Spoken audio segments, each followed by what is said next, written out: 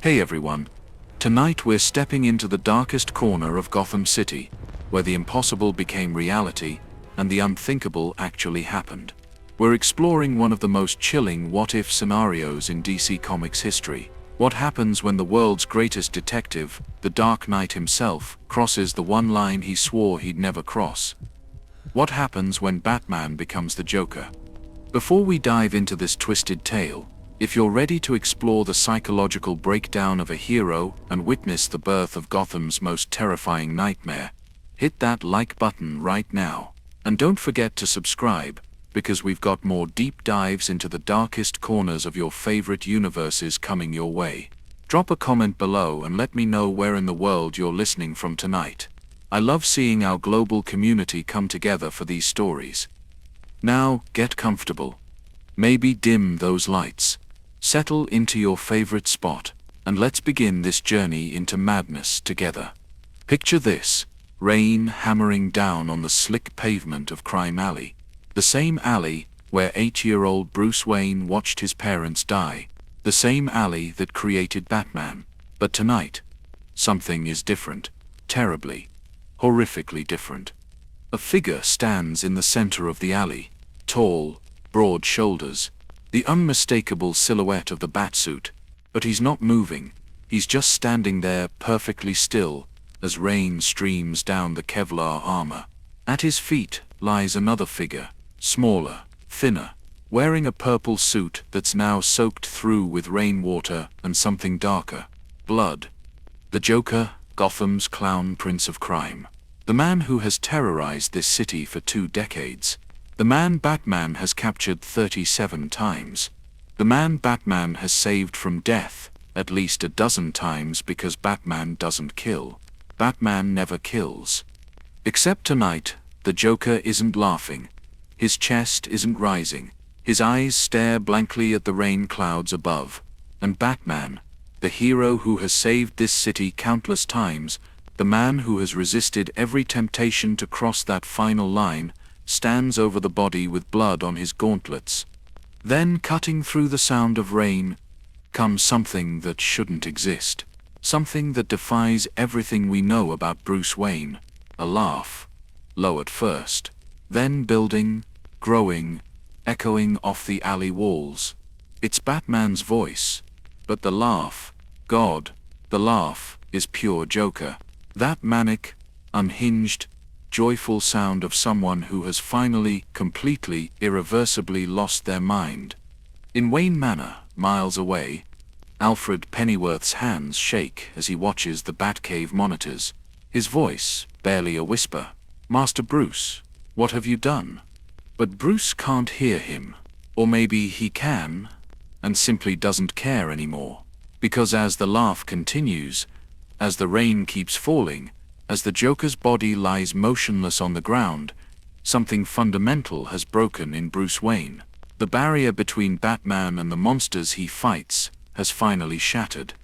6 months later, Gotham City is quieter than it's been in decades. Crime has dropped 90%. But it's not the peaceful quiet of a city saved. It's the terrified silence of a city that has learned to fear the dark.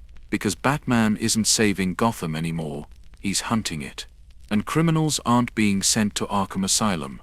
They're being found in the streets, alive but shattered, babbling about the laughing bat, about the thing that used to be their protector but has become something far worse than any villain they've ever faced. The Batcave sits empty. Dust covers the computer. Cobwebs stretch between the trophy cases holding mementos of past victories: the giant penny, the dinosaur, the Joker's card, all abandoned. And on the main screen, one single file remains active, blinking, waiting. The file is labeled the Lost Gotham Files. And deep in the file, encrypted and hidden, is a question that nobody wants to answer. A question that haunts everyone who knew Bruce Wayne. Was this always inevitable? Did the Joker win 20 years ago, and we just didn't know it? Is there a point where any hero, no matter how strong, no matter how dedicated, finally breaks? And the most terrifying question of all: if it could happen to Batman, could it happen to anyone? Tonight we're going to find out what happened in those final days. We're going to discover what the Joker showed Bruce Wayne that broke him completely. We're going to walk through the psychological warfare, the philosophical traps, the moment-by-moment destruction of everything Batman stood for. But I warn you now, this isn't a story about a hero saving the day. This is a story about how even the strongest mind can fracture, about how fighting monsters for too long changes you in ways you can't come back from, about the price of being a hero in a world that refuses to be saved. So take a breath. Steady yourself. Because we're about to descend into the mind of a broken hero. We're about to witness the death of Batman and the birth of something far more dangerous.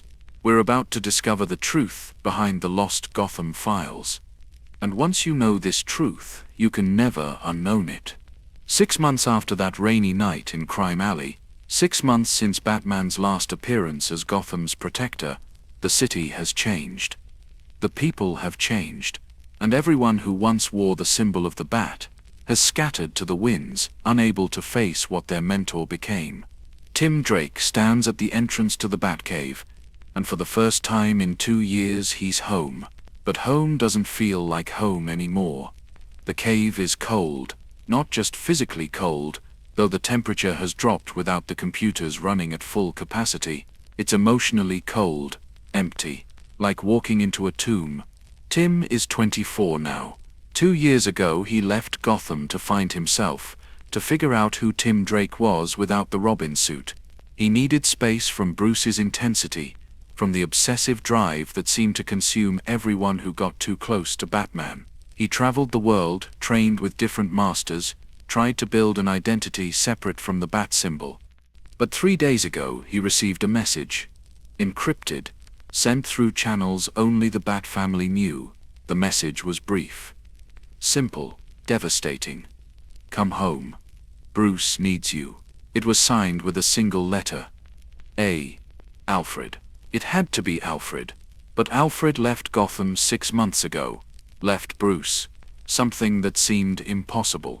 Alfred Pennyworth, who had served the Wayne family for over 50 years, who had been more of a father to Bruce than Thomas Wayne ever got the chance to be, walked out of Wayne Manor and never came back. If Alfred left, if Alfred abandoned Bruce, then something truly terrible must have happened. So Tim came home, and now he stands in the Batcave, and it's like walking through a museum of a war that was lost. The cave stretches out before him, vast and dark. The natural rock formations rise up into shadows. Stalactites hang from the ceiling, dripping water in a slow, steady rhythm. Drip, drip, like a clock counting down to something inevitable. The sound echoes through the emptiness, the only noise in a place that used to hum with activity. Tim walks slowly down the metal stairs into the main chamber. His footsteps clang against the grating, the sound too loud in the silence. He can smell old leather from the unused batsuits hanging in their cases. There's a chemical smell too, something sharp and wrong that he can't quite identify. And underneath it all, the damp stone smell of the cave itself, minerals and earth and water that's been flowing through here for millions of years. The Bat computer sits in the center of the cave, its massive screen dark except for one pale blue glow. Even from here, Tim can see that most of the systems are in sleep mode. The crime monitoring feeds are offline. The Justice League communication channel shows no activity. The satellite uplinks are disconnected. But one file is active. One file is running. Waiting. Tim approaches the computer slowly. Part of him doesn't want to see what's on that screen. Part of him wants to turn around, walk back up those stairs, and pretend he never came home. But he's a detective. Bruce trained him too well. Once you start asking questions, you have to follow them to the end, no matter where they lead. The file name glows on the screen, The Lost Gotham Files, and underneath, a subtitle, For Tim Drake. His breath catches. Bruce left this specifically for him, not for Dick, not for Barbara, not for the Justice League, for Tim. The question is, why? What does Bruce want Tim to know? Or worse, what does Bruce want Tim to become? Before Tim can access the file, A voice cuts through the silence. A woman's voice, slightly distorted by speakers. Tim Drake. I was wondering when you'd show up. Tim spins around, hand instinctively going to his belt before he remembers he's not wearing his costume. He's just Tim Drake right now. Not Robin, not Red Robin. Just a man in jeans and a jacket who used to be a hero. Barbara, he says, recognizing the voice. Where are you?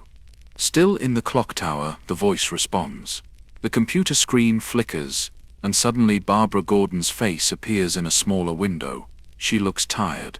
Her red hair is pulled back in a messy ponytail. Dark circles under her eyes suggest she hasn't been sleeping well.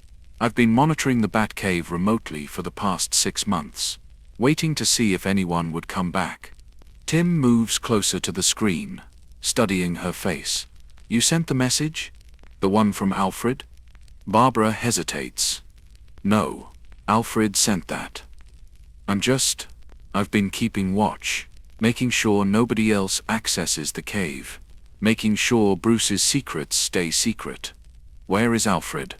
England, Barbara says quietly. He needed to get away, far away. After what happened, after he saw what Bruce became, he couldn't stay. He's been in hiding, for his own safety, and for his sanity. Tim's chest tightens. Alfred Pennyworth in hiding, Batman's most loyal ally.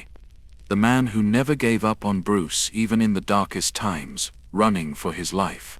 What the hell happened here? Barbara's expression darkens. Tim, before you access that file, before you go down this road, I need you to understand something. What happened to Bruce? It's not like anything we've dealt with before. This isn't mind control. It's not a toxin. It's not magic or alternate reality. This is real. This is choice. And it's so much worse than you can imagine. Tim stares at her face on the screen. Tell me. I can't, Barbara says, and her voice breaks slightly. I've seen the files. I've watched the videos. I've tracked what Bruce has been doing for the past 6 months. And I can't tell you because you have to see it for yourself. You have to understand how it happened step by step. Otherwise you'll never believe it. You'll think I'm lying or exaggerating. Bruce Wayne, the Batman, the man with the strongest will on the planet. He broke Tim completely. Tim feels cold spreading through his chest. What do you mean, broke? There's a new vigilante in Gotham, Barbara says. Criminals have a name for him. They call him the Laughing Bat. He uses Batman's tactics. Every technique Bruce ever developed, every fear tactic, every combat move, but he combines it with something else. Something unpredictable. Something cruel. He doesn't kill. But what he does to criminals, the psychological damage, it's permanent. We've had 17 criminals turn themselves in to Gordon, begging to be locked up in Arkham just to get away from him. Tim's mind races. You're saying this Laughing Bat is Bruce? Barbara nods slowly. I've confirmed it. Facial recognition when I could get clear footage, voice analysis, movement patterns. It's him. It's Bruce. But he's Tim. He's not Batman anymore. He's something else. Something that uses Batman's methods with the Joker's philosophy. That's impossible, Tim says automatically. Bruce would never. He spent 20 years fighting the Joker. He knows exactly how dangerous that kind of thinking is. That's what I thought too, Barbara says. That's what we all thought. Superman tried to talk to him, about a month after the change. Clark came back and he wouldn't tell anyone what Bruce said to him. But I've never seen Superman look scared before. Not like that. Tim turns back to the computer screen, staring at the file name, the Lost Gotham Files. His hand hovers over the keyboard. Once he opens this, once he starts down this path, there's no going back. He'll know the truth, and the truth, he's learning, isn't always something you want to carry. The cave is silent except for that steady dripping of water. Drip. Drip. Somewhere in the darkness beyond the computer lights, Tim can hear the flutter of bat wings. The creatures that gave this place its name, that gave Bruce his symbol, they're still here, still living in the shadows, unaware that their symbolic protector has become something twisted. Tim looks around the cave, really seeing it for the first time since he entered. The trophy room is visible off to the right. The giant Joker card is there, mounted on the wall, a souvenir from one of their earliest encounters. Next to it, the enormous penny that Two-Face once used as a death trap, the mechanical dinosaur from Dinosaur Island, the glass case holding Jason Todd's Robin costume, a memorial to the boy Bruce couldn't save. Everything here is a memory. Every trophy is a reminder of a battle won. A villain stopped, a day when Batman saved Gotham. But now those trophies feel different. They feel like warnings, like evidence that no matter how many battles you win, no matter how many times you save the day, eventually the war grinds you down. Barbara's voice breaks the silence. Tim, I need to ask you something before you start. Why did you come back? Tim doesn't hesitate. Because Alfred asked me to. Because Bruce trained me. Because I need to understand. If this could happen to Bruce, the strongest person I've ever known, then I need to know how. I need to know why. So it doesn't happen to me. So it doesn't happen to anyone else. Barbara nods slowly, sadly. That's what Dick said too.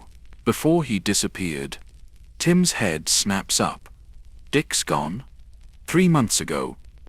Barbara says, he came back to investigate what happened to Bruce. He found some leads. He started following the trail, and then he just vanished. No contact, no trace. The last message I got from him said he was close to understanding, that he'd found out what the Joker showed Bruce, and then nothing. Fear, real fear, crawls up Tim's spine. Dick Grayson was the first Robin, Bruce's first son, in all the ways that mattered. If Dick couldn't handle this truth, if it consumed him too, then what chance does Tim have? But that's exactly why he has to do this. That's why he has to open the file and learn what happened.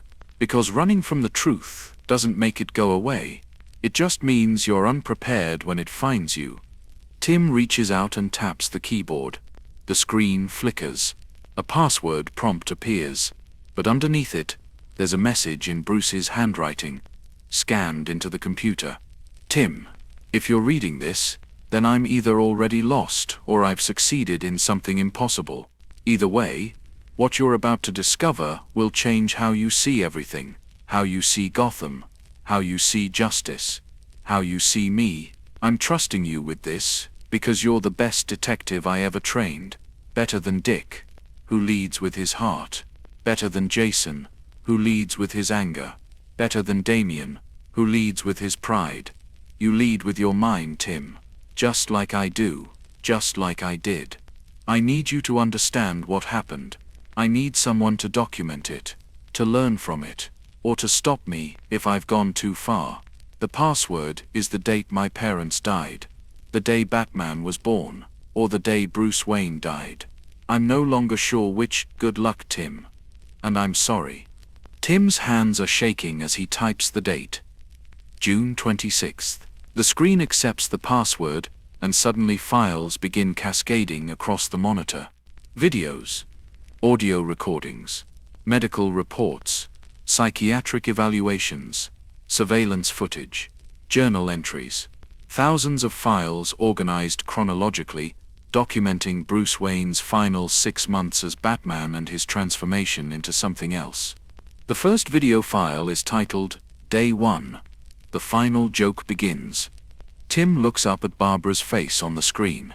She's watching him with an expression of deep sadness and concern.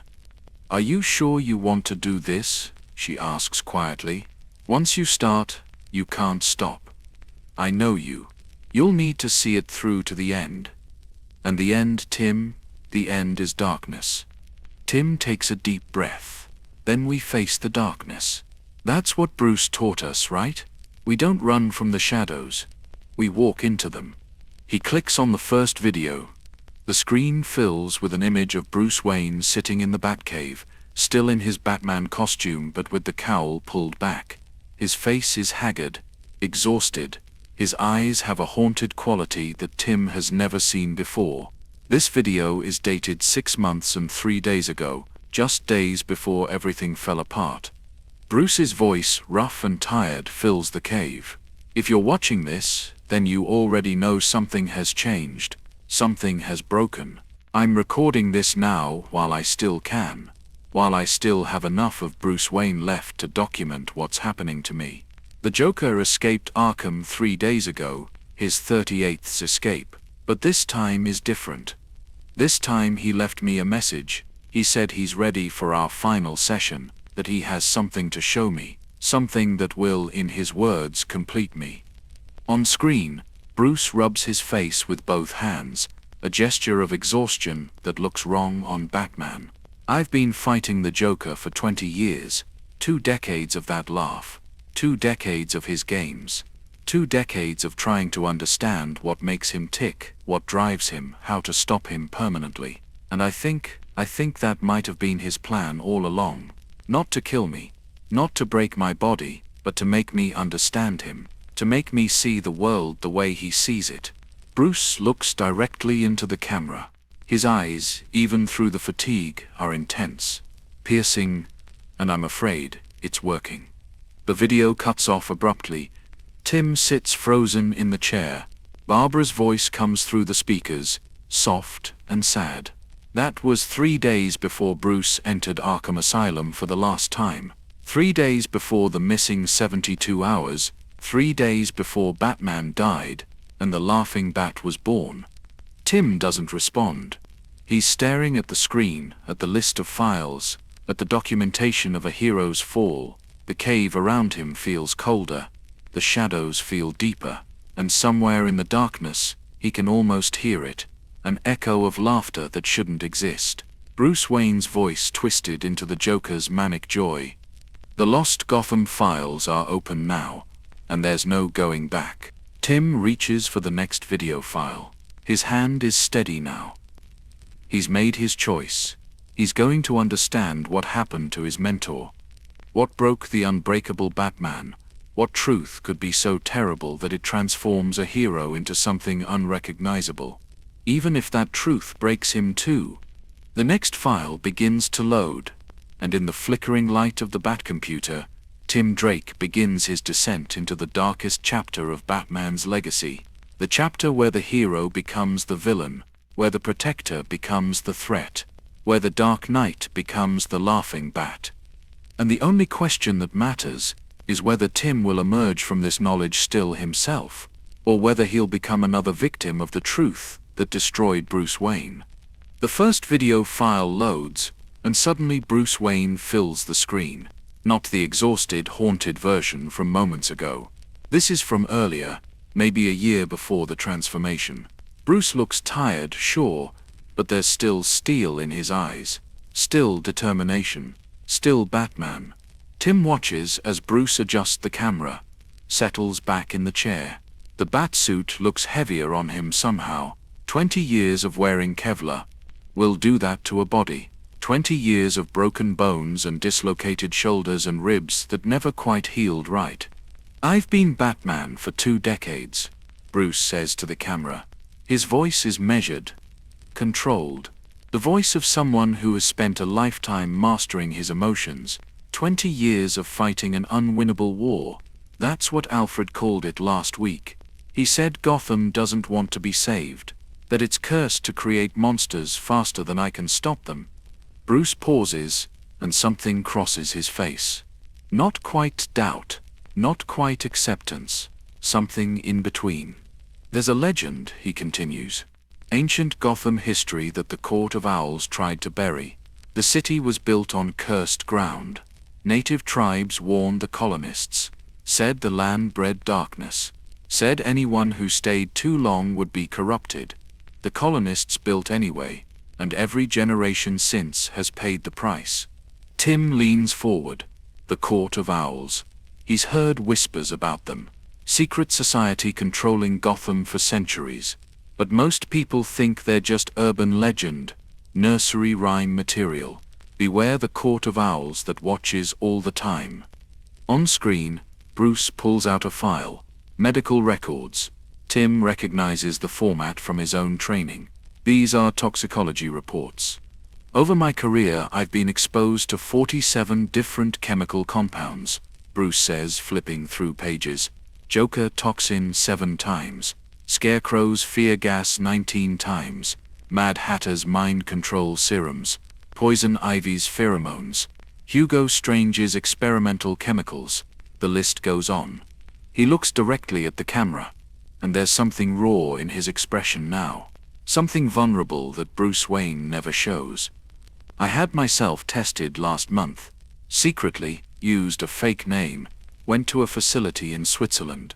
The results came back 3 days ago. My brain chemistry has been permanently altered. The accumulated exposure has changed how my prefrontal cortex functions.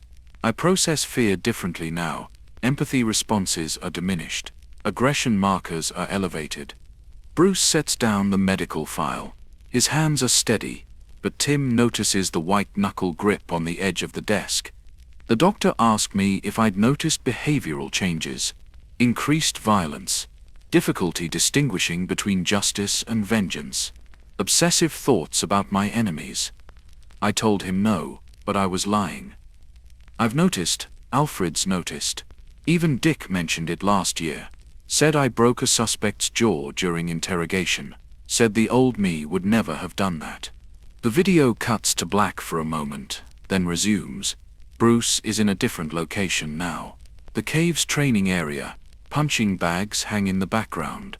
Weapons racks line the walls. 3 days ago, Bruce says, and his voice is rougher now, tired. Joker escaped Arkham for the 38th time. 38 escapes in 20 years. Every time he kills people, destroys lives, creates chaos. Every time I stop him, send him back, and every time, I know he'll escape again. It's a cycle. Sisyphus pushing the boulder up the hill, except the boulder crushes innocent people every time it rolls back down.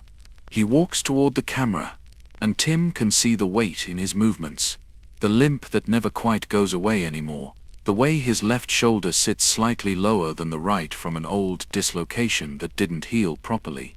But this time was different, Bruce continues. Joker left me a message, hand-delivered to the cave. I still don't know how he found the entrance.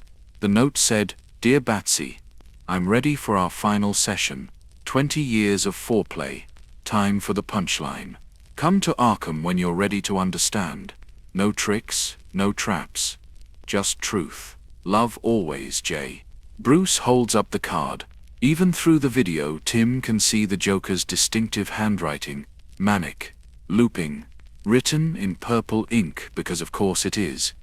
I should have ignored it, Bruce says quietly. I should have found him. Stopped whatever plan he had. Sent him back to his cell. That's what Batman does. But I didn't. Because after 20 years I realized something. I don't understand him. I've fought him longer than I fought anyone. He's killed more people than any villain in Gotham. And I still don't understand what drives him. What makes him laugh. What truth he sees that makes him embrace chaos. The video jumps forward. Bruce is back at the desk. But time has clearly passed. He looks worse. More exhausted. Like he hasn't slept in days. I started visiting him, Bruce admits. Officially, I went 6 times over 20 years, brief interrogations, minimal contact. But that's not true. Over the last year, I've been to Arkham 47 times.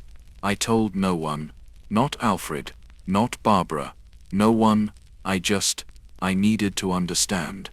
He runs a hand through his hair, a gesture of frustration that looks wrong on Batman. Batman doesn't show frustration. Batman is control personified. We talked, Bruce says, about everything. Philosophy, morality, the nature of justice, the meaning of heroism. And he, God help me, he made sense sometimes. Not about the killing, not about the chaos, but about the underlying questions. About whether order is possible in a fundamentally chaotic universe. About whether my crusade is noble or just trauma response. about whether I create the villains I fight. The camera angle shifts. Bruce must have stood up, started pacing, then sat back down. There's a theory in criminal psychology, he says. It's called escalation. The idea that extraordinary criminals emerge in response to extraordinary law enforcement, that Batman's presence in Gotham created the rogues gallery, that without me there would be no Joker, no Riddler, no Scarecrow, just regular criminals. Mob bosses, street gangs, manageable threats. His voice drops to almost a whisper. What if he's right? What if I made everything worse? The video cuts again. This time, Bruce is suiting up, pulling on the gauntlets, fastening the cape, but his movements are mechanical, automatic, like he's gone through these motions so many times they've lost all meaning. Tonight, Joker sent another message. Bruce says, not looking at the camera. He said he has something to show me, something that will, in his words, complete me. He wants me to come to Arkham, alone, no weapons, no gadgets. Just Bruce Wayne.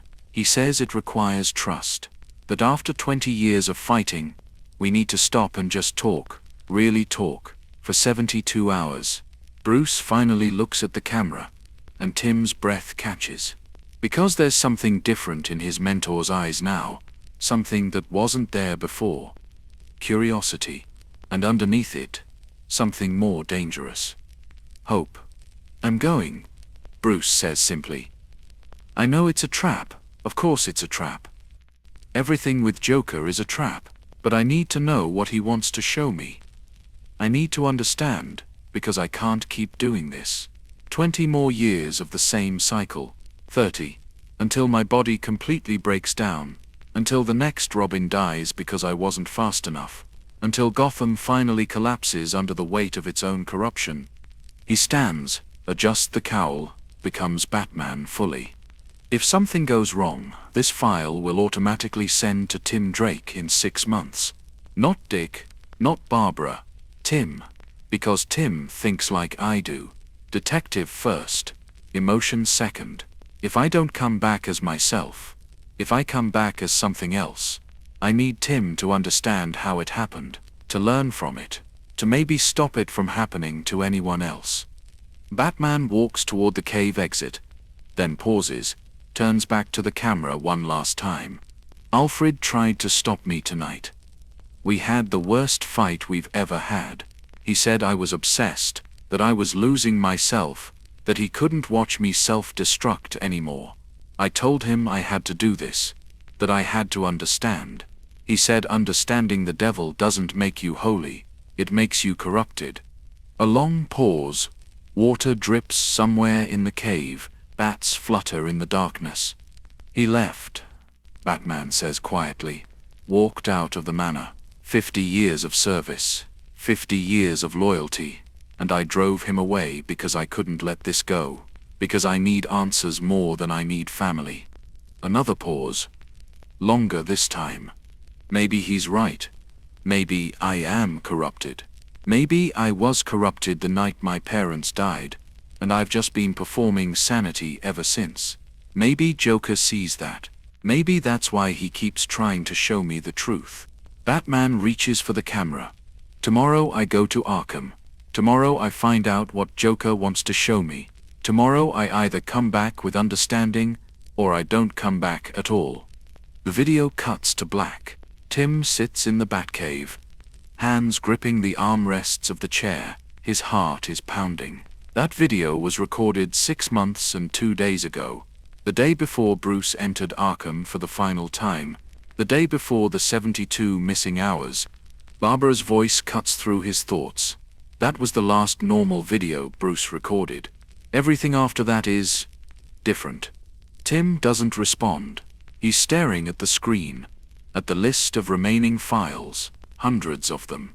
Videos, audio recordings, transcripts of conversations between Batman and Joker, medical reports showing progressive psychological deterioration, journal entries becoming more erratic, more philosophical, more disturbing. And somewhere in those files is the answer. The truth that broke Batman.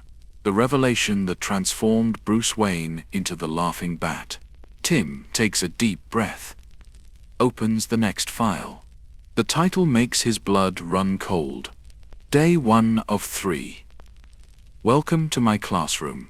The video begins to play, and Tim Drake takes his first real step into understanding how a hero becomes a monster. The video opens on a room Tim has never seen before. Deep in Arkham Asylum, below the regular cell blocks, the walls are bare concrete. A single light bulb hangs from the ceiling, 2 chairs face each other. Nothing else, no guards visible, no cameras except the one filming. Bruce Wayne sits in one chair. No costume, no cowl, just Bruce in dark clothes, looking smaller somehow without the armor. Vulnerable in a way Tim has never witnessed. Across from him, the Joker lounges in the other chair. No restraints, no handcuffs. He's dressed in his purple suit, but it looks freshly pressed, almost formal. His green hair is combed back. The permanent smile on his face seems softer somehow, less manic, more genuine. "Welcome, Bruce," the Joker says, and his voice lacks its usual theatrical edge.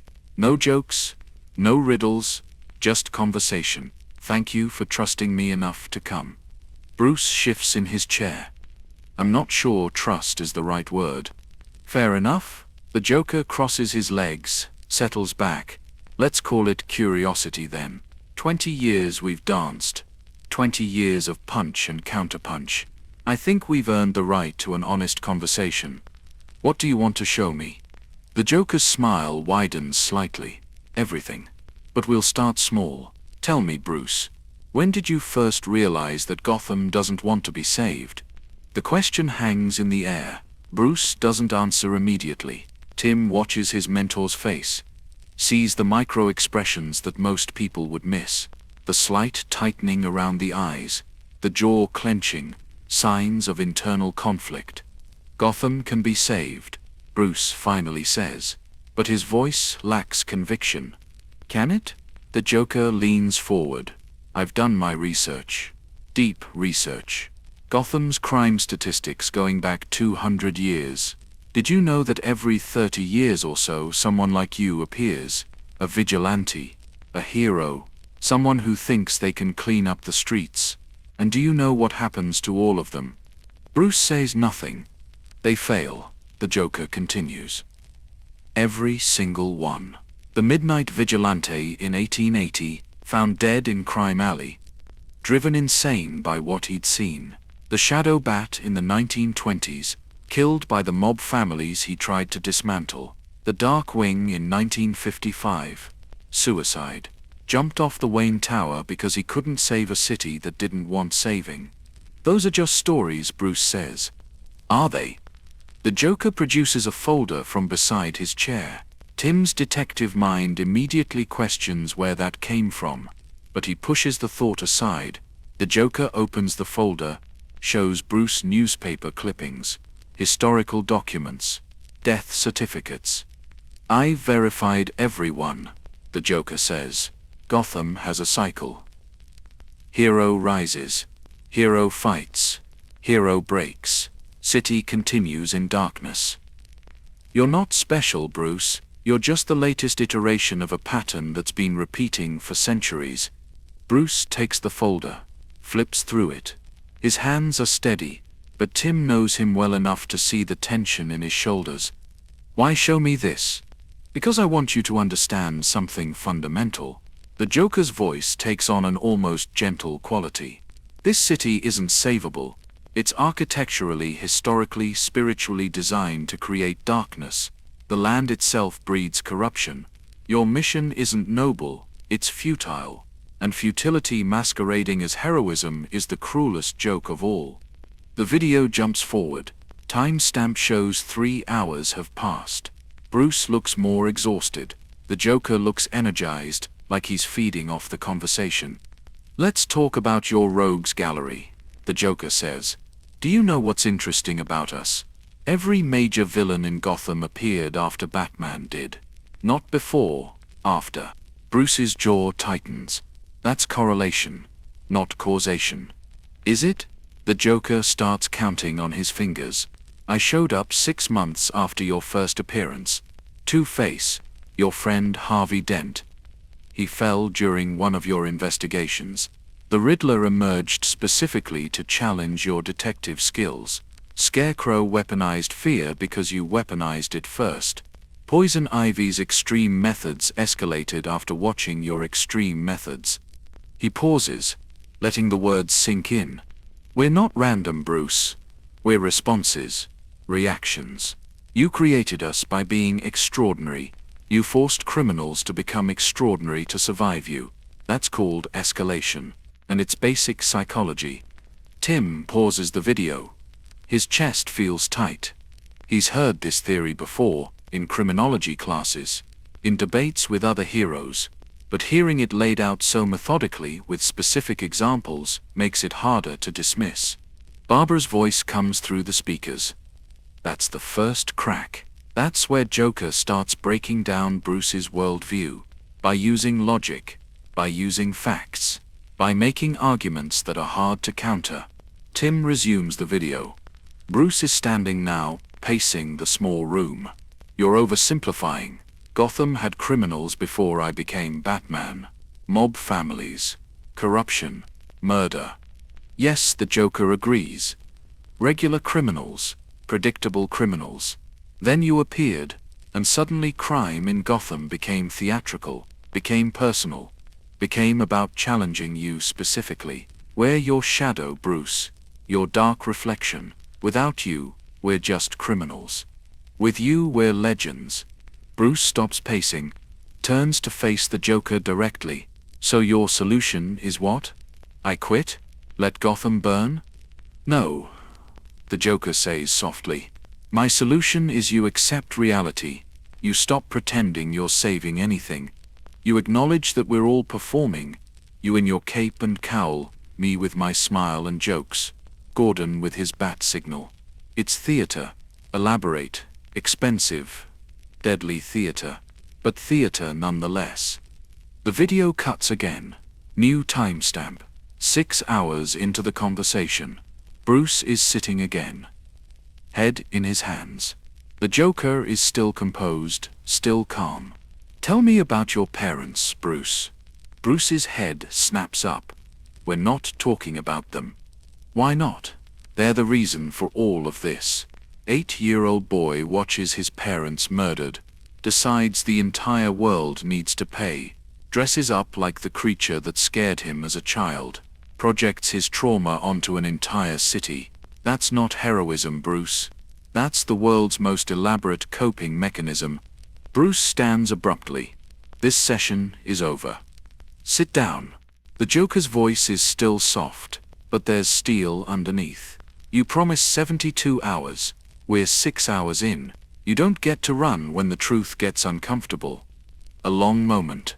Bruce stands there, fists clenched, clearly warring with himself. Then slowly he sits back down. Good, the Joker says. Now, your parents. Did you know your father wasn't the saint you remember? What are you talking about? The Joker produces another file. This one thicker. I've been researching the Wayne family. Your grandfather made his fortune during Prohibition, bootlegging, organized crime. Your father inherited dirty money and tried to clean it through charity. Noble perhaps, but the foundation was always corrupt. You're lying. Am I? Check the documents. I'll wait. Bruce takes the file, starts reading. Minutes pass in silence. Tim watches his mentor's face. Sees the moment something shifts. Some piece of evidence that can't be denied. This doesn't change anything, Bruce finally says. But his voice is weaker now. Doesn't it? The Joker leans forward. You've been avenging martyrs. But they weren't martyrs. They were flawed people caught in a violent city. Their deaths were tragic, but not exceptional. You built your entire identity on a myth. On the idea that they were perfect, and their loss made you special. But they weren't perfect, and you're not special. You're just another broken person in a city full of broken people. The video pauses. Technical glitch maybe. When it resumes, Bruce is crying. Silently, but unmistakably, tears running down his face while the Joker watches with something that might be compassion. "It's okay to grieve properly," the Joker says gently. "You never did, you know. You went straight from trauma to crusade. Never processed the loss. Just weaponized it." Bruce wipes his face with his sleeve, a gesture so human, so vulnerable, that Tim feels his own chest tighten watching it. "Day 1 complete," the Joker says. "The video's timestamp shows 12 hours have passed. Tomorrow we go deeper. Tomorrow I show you the real truth about what you are, about what we both are. Get some sleep, Bruce. You'll need it." The video ends. Tim sits in the darkness of the Batcave, staring at the blank screen. That was just day 1. Just the beginning, and already he can see how carefully the Joker constructed his attack. Not with toxins, not with violence, with philosophy, with history, with uncomfortable truths that couldn't be easily dismissed. 2 more days to go. 2 more days of psychological warfare. And somewhere in those days, Batman broke completely. Tim stops the video and leans back in the chair. His mind is racing, connecting dots, building theories the way Bruce taught him. The toxicology reports. The brain chemistry changes. The accumulated exposure to 47 different compounds over 20 years. "It's chemical," he says aloud. "Barbara, this has to be chemical. Bruce was poisoned." Barbara's face appears on a smaller monitor. Her expression is cautious. "That's what I thought too." At first, Tim pulls up the medical files, scanning through them quickly. "Look at this. 7 exposures to Joker toxin, 19 to fear gas. The cumulative effect alone would alter anyone's neural pathways. And here, look at this blood test from 5 months ago. There's an unknown compound, something the lab couldn't identify." He starts pacing the way Bruce used to when working through a case. Joker developed a new toxin. Something that doesn't cause the smile, doesn't cause the physical symptoms we associate with Joker toxin. Instead, it works gradually, psychologically, breaking down inhibitions, making the victim more susceptible to suggestion, to philosophical manipulation. Barbara nods slowly. "I mapped it out. Every visit to Arkham, Bruce's exposure increased. Joker could have been dosing him through the air system in that room. Small amounts. Undetectable. Building up over months." "Exactly," Tim says. Feeling relief flood through him. This explains everything. The personality change, the philosophical shift, the breakdown of his moral code. Bruce didn't choose this. He was infected, corrupted at a chemical level. He pulls up more files, building his case. The 3 missing days were probably peak saturation. The toxin reached critical mass in his system. Joker guided the transformation, shaped it. But the foundation was chemical. Bruce is a victim, not a villain. Tim can see it clearly now. The elegant simplicity of it. Joker spent years developing the perfect weapon against Batman. Not a toxin that turned him into a laughing maniac. That would be too obvious. Too resistible. Instead, something subtle. Something that made Bruce believe he was choosing darkness when really he was just responding to altered brain chemistry. "We can fix this," Tim says. Energized now. "If it's chemical, there's an antidote. We get Lucius Fox involved. Wayne Enterprises has the best medical research division in the world. We synthesize a counteragent. We cure Bruce. We bring Batman back." Barbara is quiet for a long moment. "Tim," she finally says, "keep watching." "What?" "No, we don't need to. We have the answer." "We have an answer," Barbara corrects. "Not the answer. Trust me. Keep watching." Tim hesitates, but something in Barbara's tone stops him. She sounds sad, almost pitying. He sits back down, pulls up the next video file. It's labeled day 2, but there's a timestamp in the corner that's earlier. A video Bruce recorded alone, before entering the room with Joker. Bruce sits in what looks like a cell. camera propped on a small table. "If you're watching this," Bruce says, and Tim is immediately struck by how lucid he sounds. How clear. "Then you've probably discovered the toxin theory. It's a comforting explanation. Chemical corruption. Not my fault. Not my choice." Bruce leans closer to the camera, and there's something intense in his eyes, something sharp and aware. "I left evidence to support that theory. Made sure the medical files were accessible. Made sure the unknown compound showed up in blood work, because I knew whoever investigated would want a clean answer. A medical solution to a moral problem." Tim feels cold spreading through his chest. "But it's not true," Bruce continues. "There is no toxin. The unknown compound was something I introduced myself. A red herring, because the real answer is so much worse than chemical corruption." The video cuts off abruptly. Tim sits frozen, his carefully constructed theory crumbling. If there's no toxin, if Bruce wasn't poisoned, then everything Tim just explained to himself is wrong. He pulls up another file. This one is audio only. A conversation between Bruce and someone else. The timestamp shows it's from 3 months before the Arkham sessions, before Joker's 38th escape. The other voice is Alfred. "Master Bruce," Alfred says, measured but concerned. "I found your research. The files you've hidden. You're not studying the Joker to defeat him. You're studying him to understand him." There's a long pause, then Bruce speaks, and his voice is tired in a way that has nothing to do with physical exhaustion. "He's been right about too many things, Alfred. Things I don't want to acknowledge. About the futility of the mission. About the cycle of violence. About how fighting monsters changes you." Alfred's voice hardens. "He murders people, Bruce. He's a psychopath.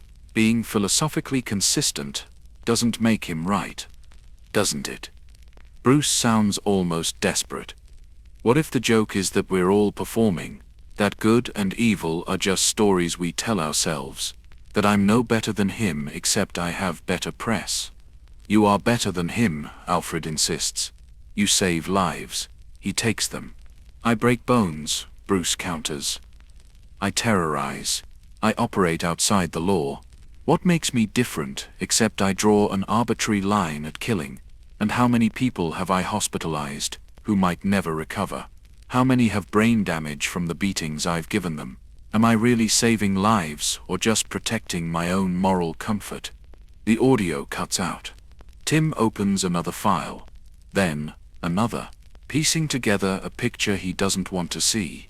Videos of Bruce from years ago showing subtle changes in behavior, increased aggression during patrols, longer interrogations that crossed into torture, philosophical musings in his journal that sound more and more like Joker's worldview. There's a video from 15 years ago. Bruce after a particularly brutal night. He's sitting in the cave. Cowl pulled back, blood on his knuckles. "Sometimes I understand why Joker laughs," Bruce says to the empty cave. "The absurdity of it all. The cosmic joke. We pretend order is possible. We pretend justice means something. But it's all just chaos pretending to have structure." Alfred appears in frame, horrified. "Master Bruce, that's deeply concerning." Bruce looks up at him, and for just a moment, there's something in his expression, not quite a smile, but close. "Don't worry, Alfred," he says. "I'd never cross that line." But his eyes tell a different story. They always have. Tim closes the file, opens another, and another, building a timeline that shows the truth Barbara tried to warn him about. Bruce wasn't corrupted by toxin. He was corrupted by time, by exposure to darkness for so long that he started to see its logic, by fighting philosophy with fists for so many years that eventually the philosophy won. The toxin theory was comforting because it removed responsibility. Chemical infection could be cured, but philosophical conversion, that's choice, that's will, that's Bruce Wayne looking at everything Joker represents and deciding maybe, just maybe, there's truth in the madness. Tim finds one more video. Recent. Just days before the 3-day session, Bruce alone in the cave, and he looks directly at the camera like he knows Tim will be watching this exact moment. "Tim," Bruce says, "if you're discovering this now, you've hit the Toxin dead end. You've realized it's not that simple. Good. You're as smart as I thought." He takes a breath. "The truth is, I've been changing for years, slowly, imperceptibly. Each brutal interrogation, each broken bone, each night I chose vengeance over justice. I felt myself becoming darker, and I told myself it was necessary, that Gotham required it. But really, I was just tired of pretending. Tired of being the hero when maybe heroes are just villains with better publicity." Bruce's expression is calm. Too calm. "So when Joker offered to show me the complete truth, I went willingly, not because I was infected, because I was curious, because part of me wanted permission to stop pretending, wanted someone to show me that letting go of morality could be liberation instead of damnation." The video ends. Tim sits in the silence of the Batcave, the comfortable lie of chemical corruption stripped away. Bruce chose this. Maybe not consciously at first, maybe not deliberately, but through 1,000 small compromises over 20 years, he chose darkness. And when Joker offered to complete the transformation, Bruce walked into it with open eyes. Which means there's no antidote to synthesize, no cure to develop, no medical solution to a philosophical problem. The question now isn't how to fix Bruce's brain chemistry, it's whether someone who chose to become a monster can ever choose to become human again. And Tim doesn't know the answer. Tim needs to move, needs air. He stands from the chair and walks deeper into the cave, past the trophy cases, past the training equipment, into the natural cavern where water flows through ancient rock. The sound of it helps somehow, reminds him that some things existed before Batman and will exist after. Barbara's voice follows him through the speakers. "You okay?" "I don't know," Tim admits. He touches the cold stone wall, grounding himself. "Bruce planned this. Every step. He wanted me to go through the Toxin theory, wanted me to feel that hope, and then have it ripped away. Because he wanted you to understand the real horror," Barbara says quietly, "that this was choice, that the strongest-willed person we knew simply decided to stop fighting his darker impulses." Tim turns back toward the computer area. "Did you watch all of it? The complete files?" "Most of them." Barbara's face on the monitor looks haunted. "I stopped before the end, before the 3rd day. Because I knew if I kept going, if I saw what Joker finally showed him, I might start agreeing too." That admission sends ice through Tim's veins. Barbara Gordon, who survived being shot and paralyzed by the Joker, who rebuilt her life and became Oracle, who has every reason to hate him, admitting that his arguments might be convincing. That's terrifying. "What's in the rest?" Tim asks. "The sessions," Barbara says. "All 47 conversations between Bruce and Joker over that final year, transcripts mostly. Some audio. They're like therapy sessions. But inverted. Joker is the therapist and Bruce is the patient. And session by session, you watch Bruce's worldview crack apart." Tim walks back to the computer. Sits down, opens the file directory Barbara mentioned, 47 folders, each labeled with a date. The first one is from 13 months ago. He opens it. Text transcript. The format is clinical, like a psychiatrist's notes.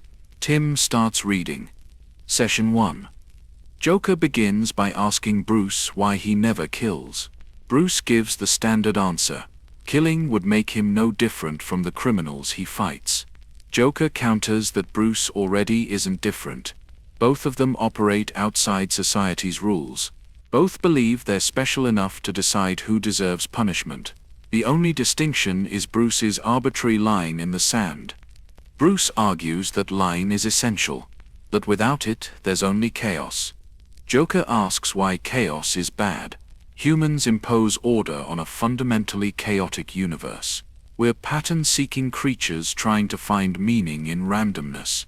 Bruce's crusade isn't about saving Gotham, it's about imposing his personal trauma onto the city, making his pain everyone else's organizing principle. Bruce has no response for 17 minutes according to the transcript. Tim moves to session 10. The transcript shows Bruce's answers getting shorter, more defensive. Joker is winning arguments that shouldn't be winnable. Session 10. Discussion of escalation theory. Joker presents data showing that Gotham's theatrical criminals only emerged after Batman's debut. Before Batman, it was mob families and street crime. Traditional, predictable patterns. Batman's presence forced criminals to evolve, to become extraordinary to match an extraordinary threat. Joker's argument is that Batman doesn't fight crime. He creates it. He's a stimulus that produces increasingly extreme responses. Bruce tries to counter that correlation isn't causation, but the data is compelling. Two-Face, Riddler, Scarecrow, Poison Ivy, all of them appeared within the first 5 years of Batman's career. As if the city was responding to Batman's presence by generating villains to match him. Tim pauses reading. He's heard this theory in criminology. It's called the Batman effect. The idea that extraordinary law enforcement creates extraordinary criminals, but seeing it laid out by Joker, used as a weapon against Bruce, makes it feel different, more insidious. He jumps ahead. Session 25. Halfway through the year of conversations. The transcript is longer now. Bruce is talking more but differently. Less arguing. More questioning. More philosophical engagement with Joker's ideas. Bruce asks if meaning is truly subjective. Doesn't that invalidate Joker's philosophy as much as his own? Joker responds that his philosophy is simply acceptance of meaninglessness. He's not claiming to be right. He's claiming to be honest. He embraces the absurdity. Bruce is the one pretending there's objective morality while acting like a vigilante dictator. Bruce admits he's tired. 20 years of fighting. 20 years of the same cycle. Arkham's revolving door, villains escaping, people dying, him catching them again, over and over. Joker suggests that Bruce is addicted to the fight, that without the mission, Bruce Wayne has no identity. He's been Batman so long that there's nothing else left. The war defines him. Ending it would mean facing the emptiness underneath. The transcript notes Bruce left the session early. First time in 25 meetings. Tim feels his chest tightening. This is exactly what happened to Dick, isn't it? Reading these sessions, watching Bruce's philosophical foundation erode, seeing the logic in Joker's madness, Dick disappeared because he couldn't reconcile what he was learning. He forces himself to continue. Session 40. Near the end of the year. Bruce sounds different now. The transcript captures a change in tone. Less defensive. More contemplative. He asks Joker about his origin, about what made him this way. Joker refuses to give a straight answer. He tells 3 different stories. In one, he's a failed comedian. In another, a chemical engineer. In the third, a therapist who went insane from treating Arkham patients. He says the beauty of his origin is that it doesn't matter. The past is just a story we tell ourselves. Bruce says he's envied that sometimes. The freedom of not being chained to the past, to that night in Crime Alley, to his parents' murder. Every decision he's made for 30 years has been about that one moment. Joker says, it's not too late to let it go, to stop being defined by childhood trauma, to choose something new. Bruce asks what that would look like. Joker says they'll find out together. Tim closes the file. His hands are shaking. That session was 2 weeks before Joker's escape, 2 weeks before the 3-day conversion. Bruce was already primed, already questioning everything, already halfway to breaking. He pulls up another file. This one is video. Bruce alone again, recording himself. The timestamp shows it's from the middle of that year of sessions. Bruce looks exhausted, but oddly peaceful, more at ease than Tim has seen him in years. "I'm starting to understand him," Bruce says to the camera. "Not agree with him. Not yet. Maybe never. But understand him. He sees the world without filters, without the comfortable lies we tell ourselves about justice and meaning and purpose. And there's something almost beautiful in that clarity. Terrifying, but beautiful."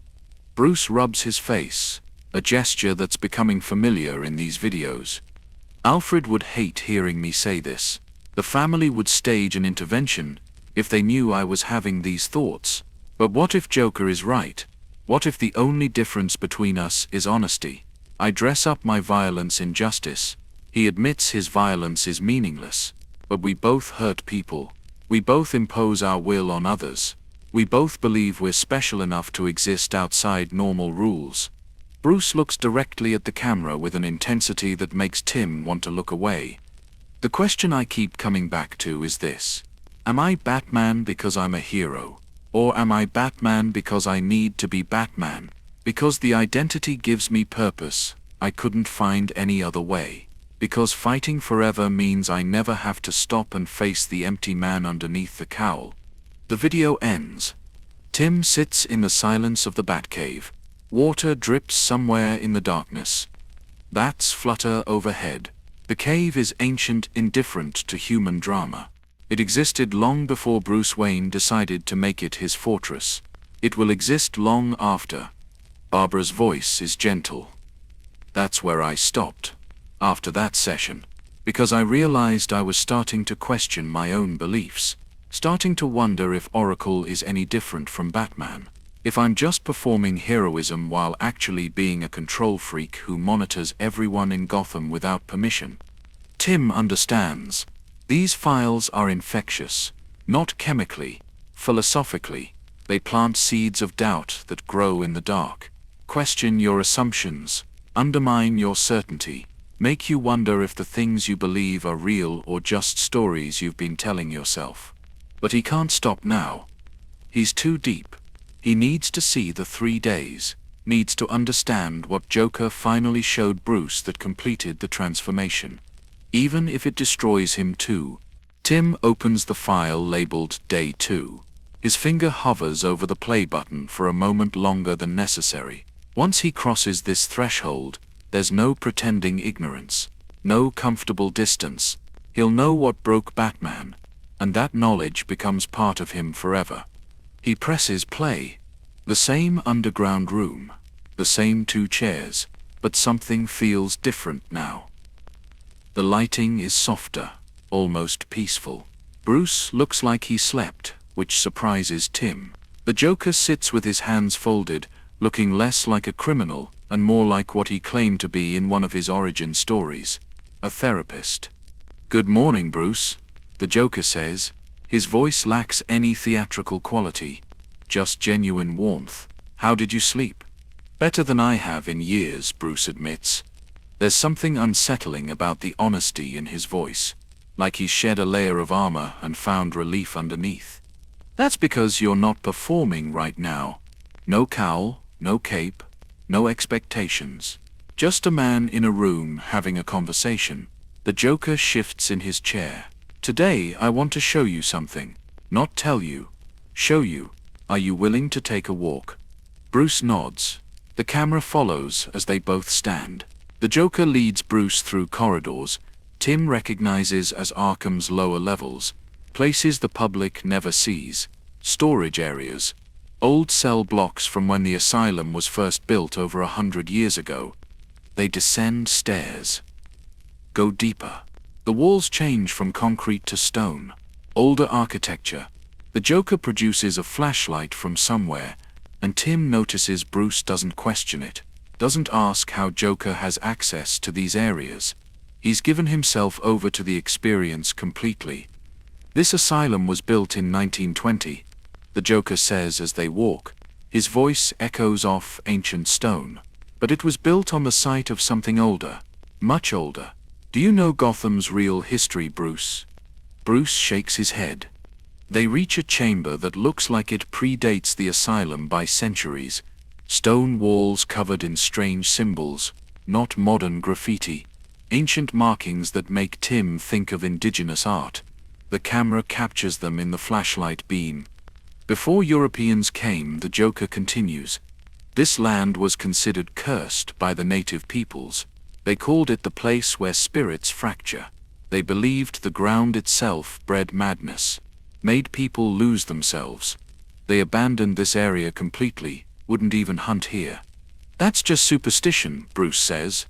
But his voice lacks conviction. Is it? The Joker runs his hand along the wall, tracing the symbols. The colonists ignored the warnings. Built here anyway. And from the very beginning, Gotham has been wrong. More murders per capita than any city its size. More corruption. More madness. Generation after generation. The same patterns repeating endlessly. He turns to face Bruce directly. Your Wayne ancestors were among the first families to settle here. They knew the stories. They had access to the indigenous warnings. They built anyway. And every generation of Waynes has paid the price. Madness. Violence. Early death. Your grandfather murdered during a robbery. Your parents murdered in an alley. And you, the last Wayne, wearing a mask and calling yourself a bat. Bruce is quiet, staring at the symbols on the wall. This city doesn't need saving. The Joker says gently. It needs to be abandoned. It's architecturally, geologically, spiritually designed to break people. You've been trying to fix something that's functioning exactly as intended. The camera follows as they move deeper into the ancient chamber. The Joker shows Bruce records he's somehow acquired. Historical documents. Medical records from the asylum's early days. Patient files showing patterns of specific delusions recurring across decades. Look at this, the Joker says, pointing to a file from 1945. Patient believed he was a vigilante protecting the city, dressed in black, fought criminals at night. Sound familiar? He pulls out another file. 1973, same delusion, different patient. The costume was slightly different. The methods varied, but the core belief identical. Gotham creates vigilantes, the way it creates monsters. It's part of the city's function. Bruce reads the files silently. Tim watches his face in the video. Sees something crumbling behind his eyes. Some foundational belief being eroded by documented evidence. You're not the first Batman, the Joker says. You're just the most successful iteration. The one who lasted longest, but you'll end the same way they all did. Broken, insane, or dead. Bruce finally speaks. So what are you then?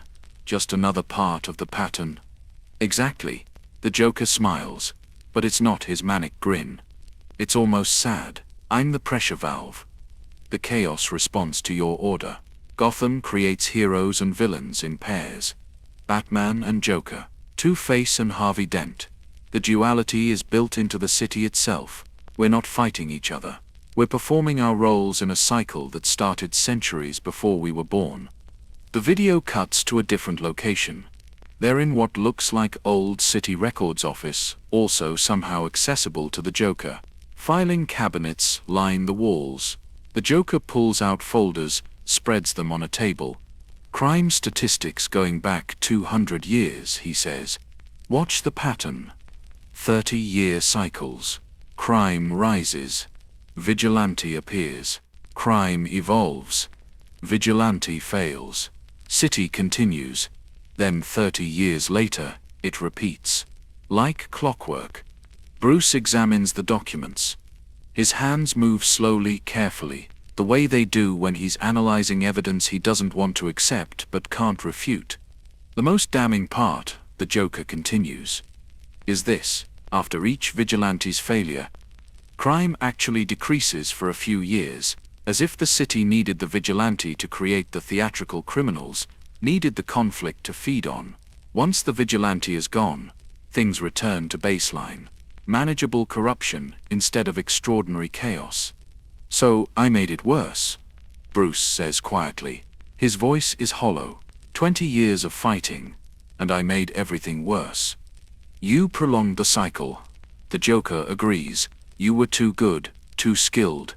You should have burned out in 5 years like the others, but you lasted 20.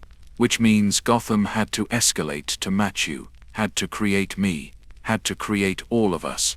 Your success is the city's failure. The video shows Bruce sitting down heavily in an old chair. Dust rises around him.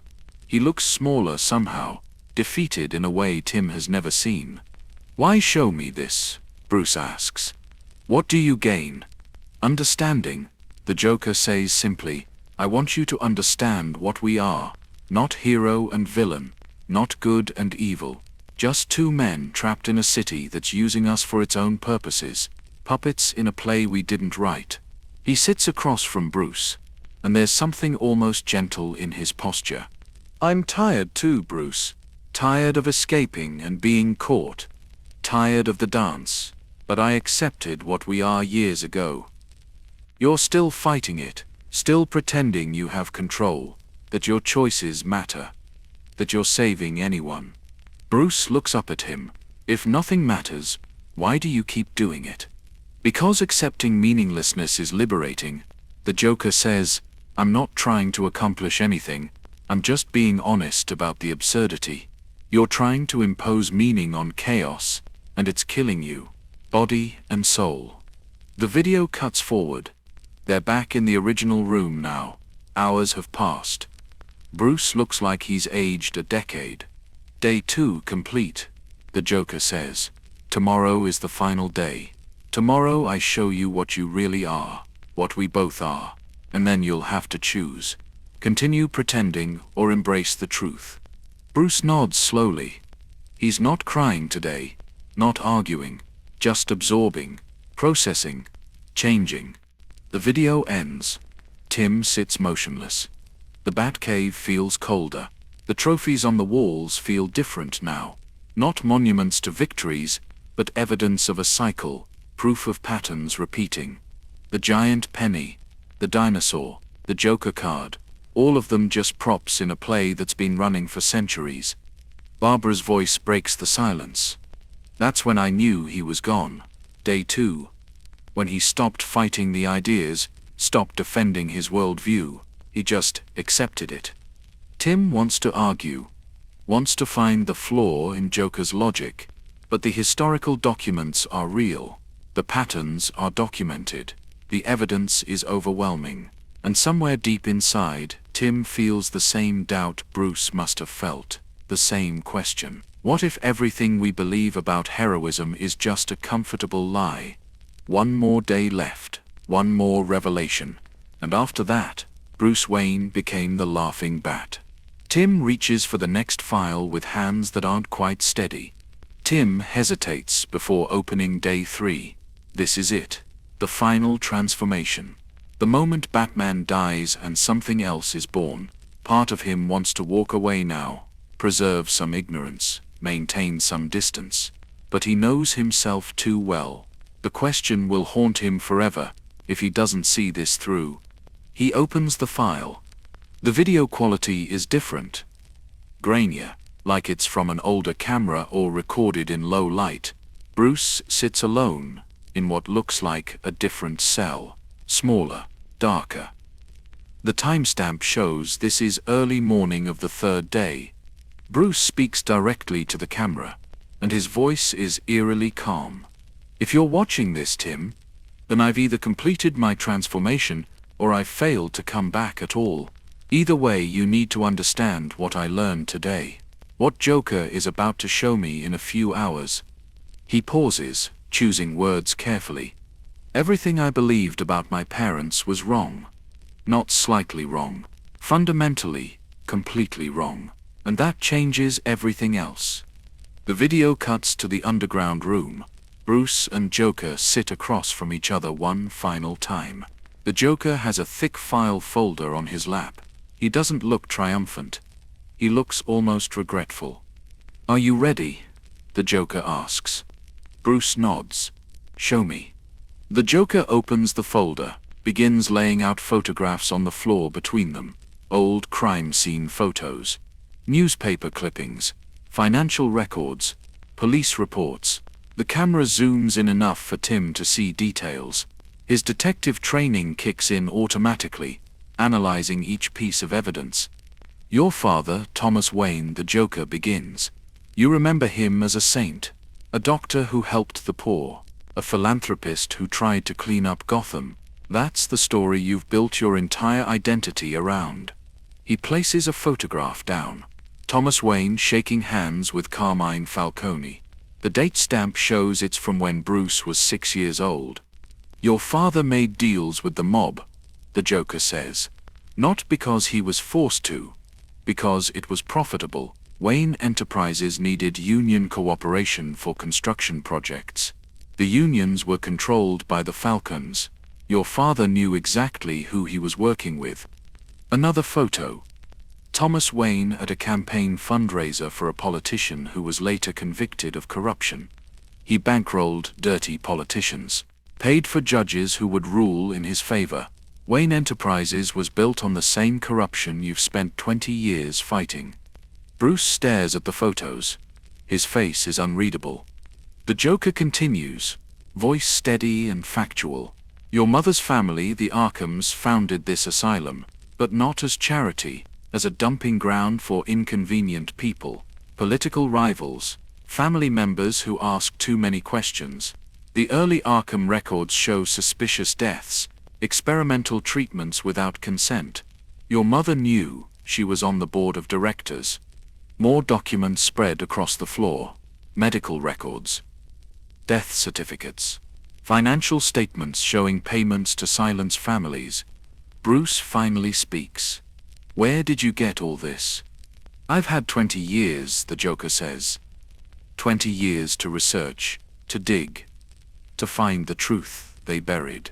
Your family wasn't special, Bruce. They were just better at hiding their crimes than most. He places down a police report. The one from the night Thomas and Martha Wayne died, but this version has pages Tim has never seen. Pages that were classified, sealed. Joe Chill, the Joker says. The man who killed your parents. You've always believed it was random. Wrong place, wrong time. A desperate criminal who didn't know who he was targeting. He looks up at Bruce. It wasn't random. Chill was sent. He was a hitman working for the Court of Owls.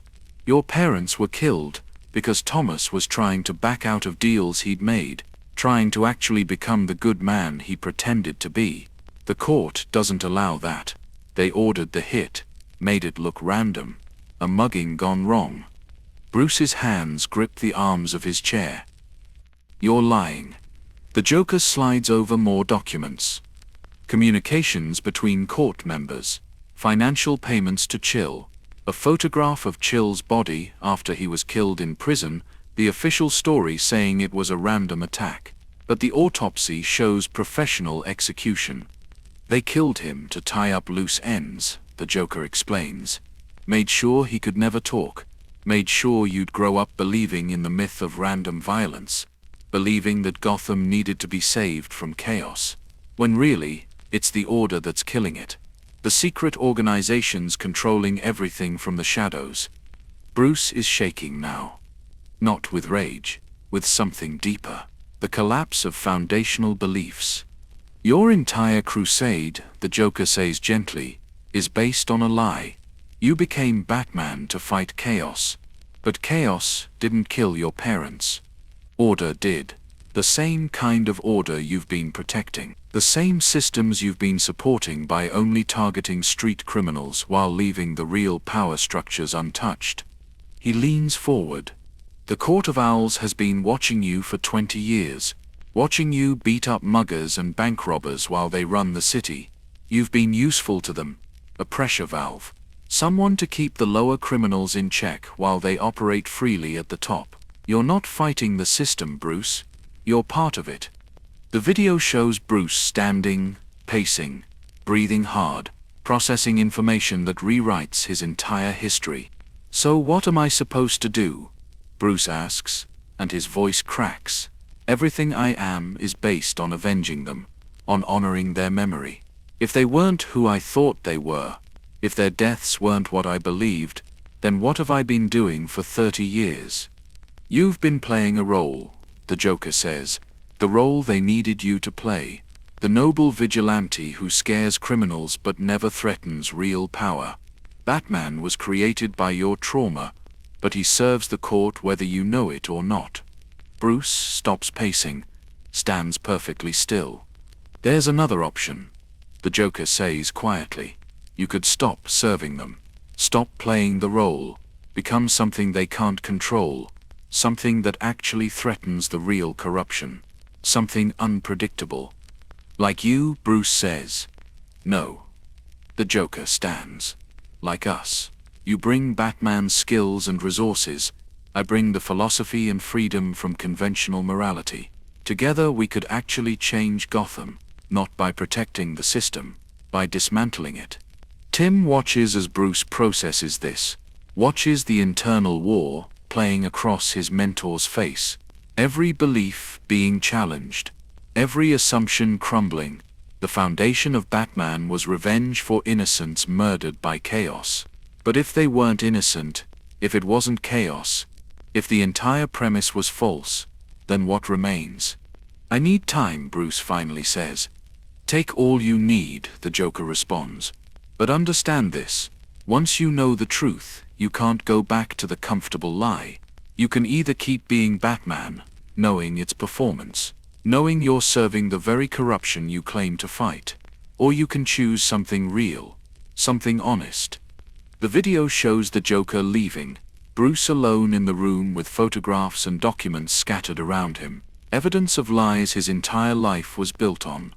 Tim watches as Bruce sits down among the papers, picks up a photo of his parents, the public image of the perfect Waynes, and slowly, deliberately he tears it in half.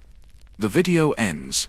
Tim sits in the Batcave surrounded by trophies from 20 years of crime fighting, each one representing a victory that suddenly feels hollow. If Bruce was right, if Batman was just serving the real power structure, then what were any of them doing?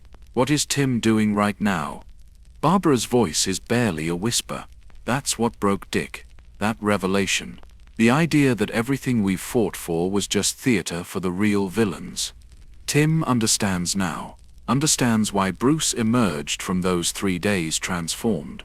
Why he became something neither Batman nor Joker but a fusion of both. Why he turned his skills against the Court of Owls instead of street criminals. Bruce didn't go insane. He went sane.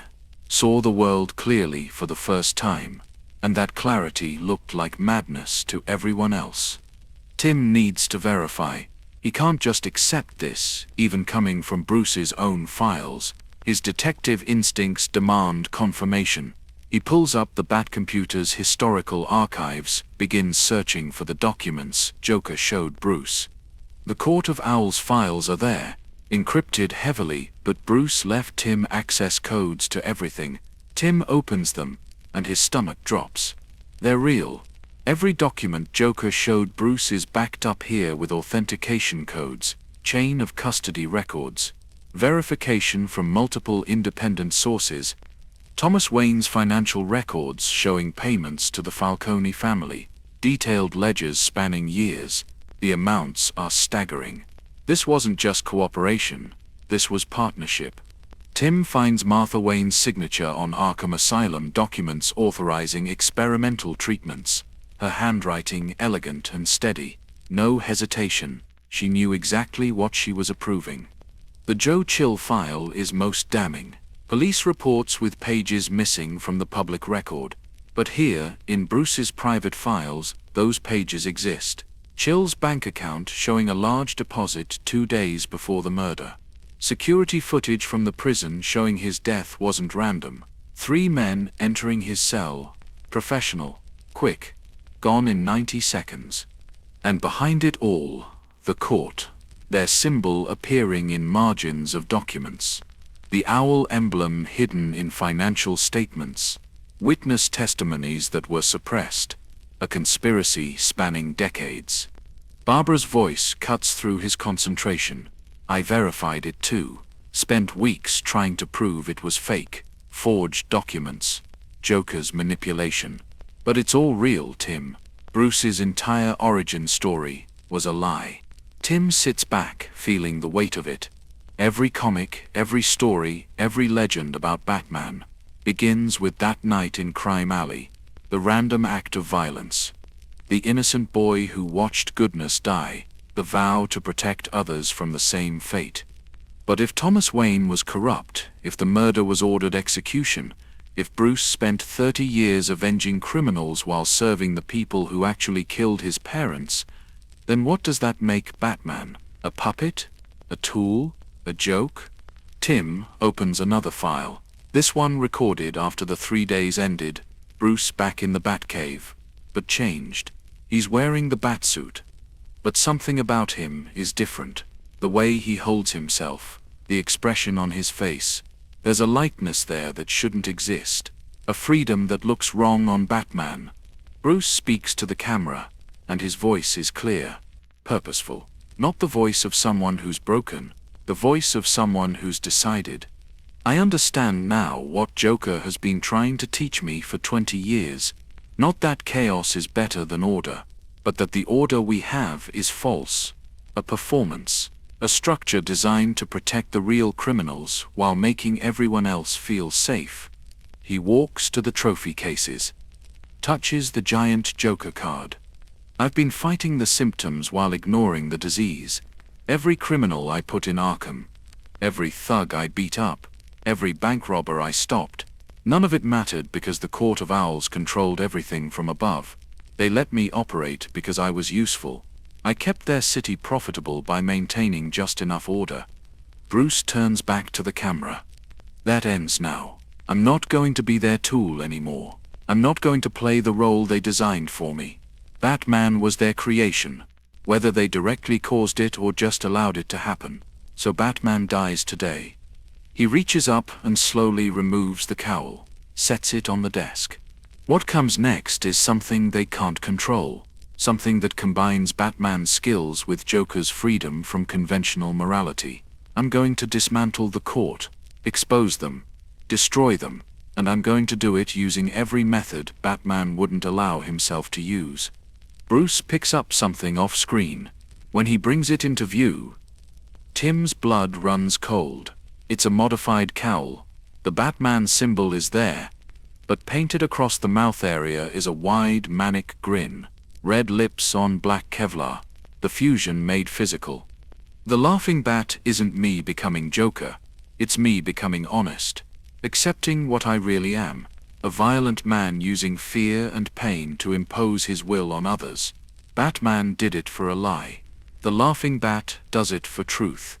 He puts on the modified cowl. The effect is disturbing. Batman's eyes, Joker's smile. Two identities merged into something new. Tim, if you're watching this, you have a choice. You can try to stop me. You can tell the Justice League. You can activate whatever contingencies you think will work, or you can understand that what I'm doing is what Batman should have been doing all along, fighting the real enemy. Bruce, or what was Bruce, walks toward the cave exit. The court killed my parents. They've controlled Gotham for 2 centuries. They've manipulated heroes and villains alike. Someone needs to stop them. And Batman can't do it because Batman follows rules. The laughing bat doesn't. He pauses at the cave entrance, looks back one final time. I'm still saving Gotham. I'm just doing it honestly now, without pretending I'm anything other than what I've always been. A dangerous man who decided his judgment matters more than anyone else's. At least now I admit it. The video ends. Tim sits in silence. The Batcave has never felt more empty. Bruce's logic is sound, horrifyingly sound.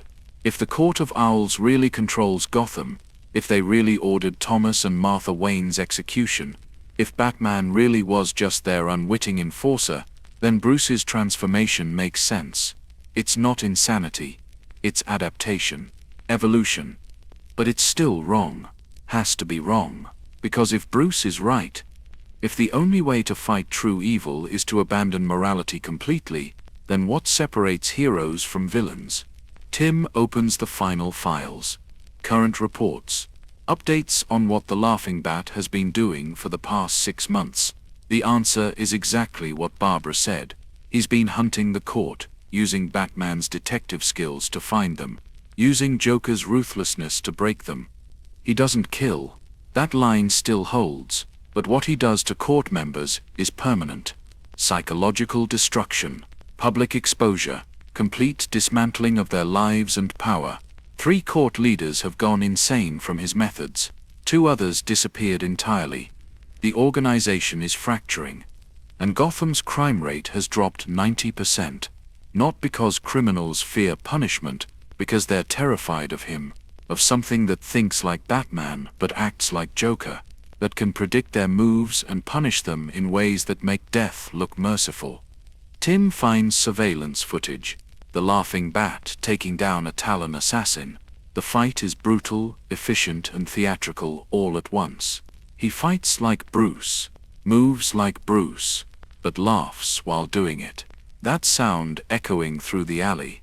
Bruce Wayne's voice twisted into Joker's joy.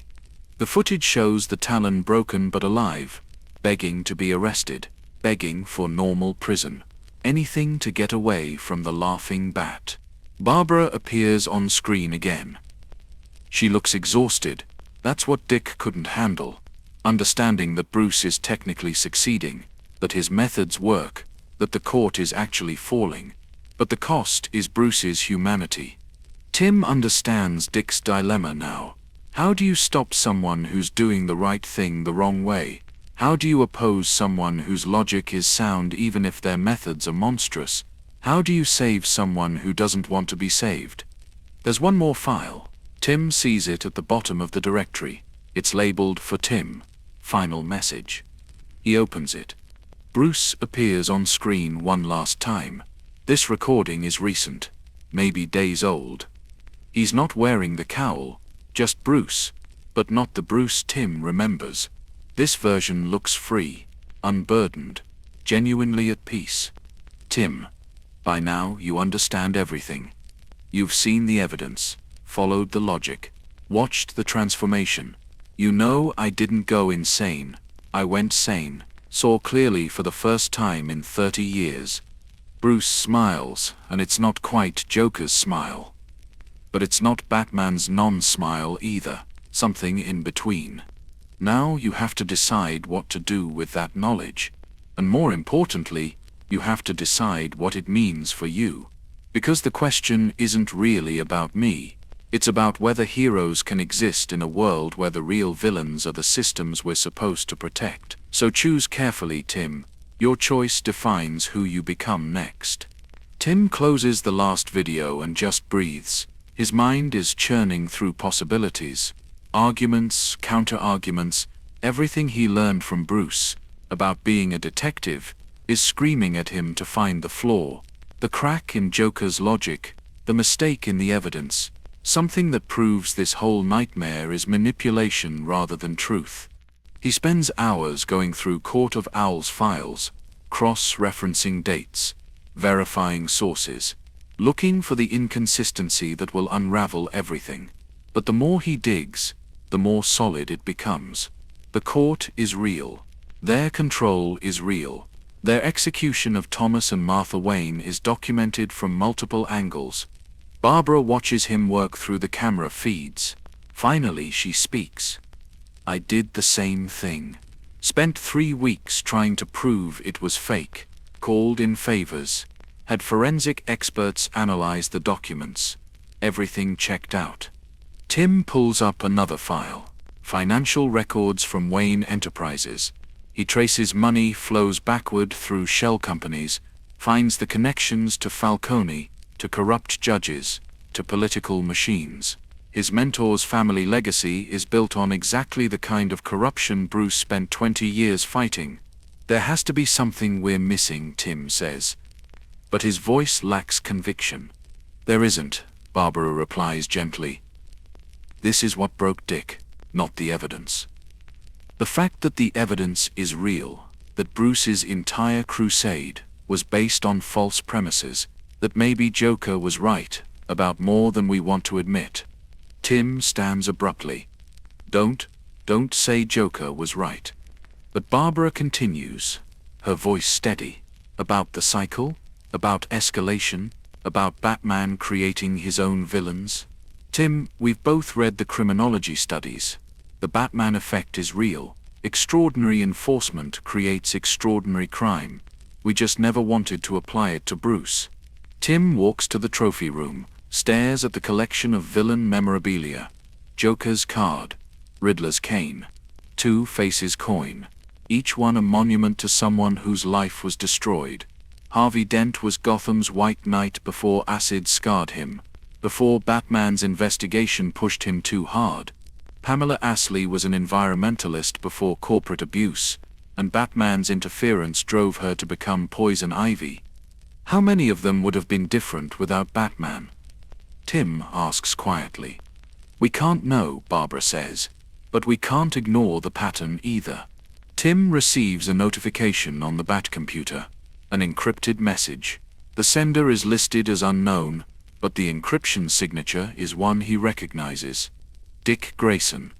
His hands shake slightly as he opens it. The message is brief. Tim, if you're reading this, you've gone through the files. You know what I know. I couldn't handle it. Couldn't reconcile the Bruce I loved with what he became. Couldn't accept that his logic was sound even if his methods were monstrous. So, I did something else. I went after the court myself. Different approach. I infiltrated them instead of attacking them. I'm deep undercover now. Have been for 3 months. Can't come back until this is done. Trust no one. Not even the family. Court has eyes everywhere. Dick. Tim reads it 3 times. Dick isn't missing. Dick is working, doing exactly what Bruce should have been doing all along, if Batman wasn't constrained by moral codes. Fighting the real enemy using espionage instead of brutality. Another message arrives. This one from an address in England. Alfred. Master Tim. I know you've discovered the truth by now. I've known about the court for years. Discovered it while researching the Wayne family history. I tried to tell Master Bruce, but he wasn't ready to hear it. His entire identity was wrapped up in avenging innocent victims of random violence. Learning it was orchestrated execution would have destroyed him. Tim keeps reading. When he started having those sessions with Joker, when I saw where it was leading, I tried to stop it. We fought, terrible things were said, but I couldn't stay and watch him transform, couldn't be complicit in what he was becoming. So I left. It's my greatest failure, abandoning him when he needed guidance most. But I was a coward, Master Tim. I saw the truth he was heading toward, and I ran from it.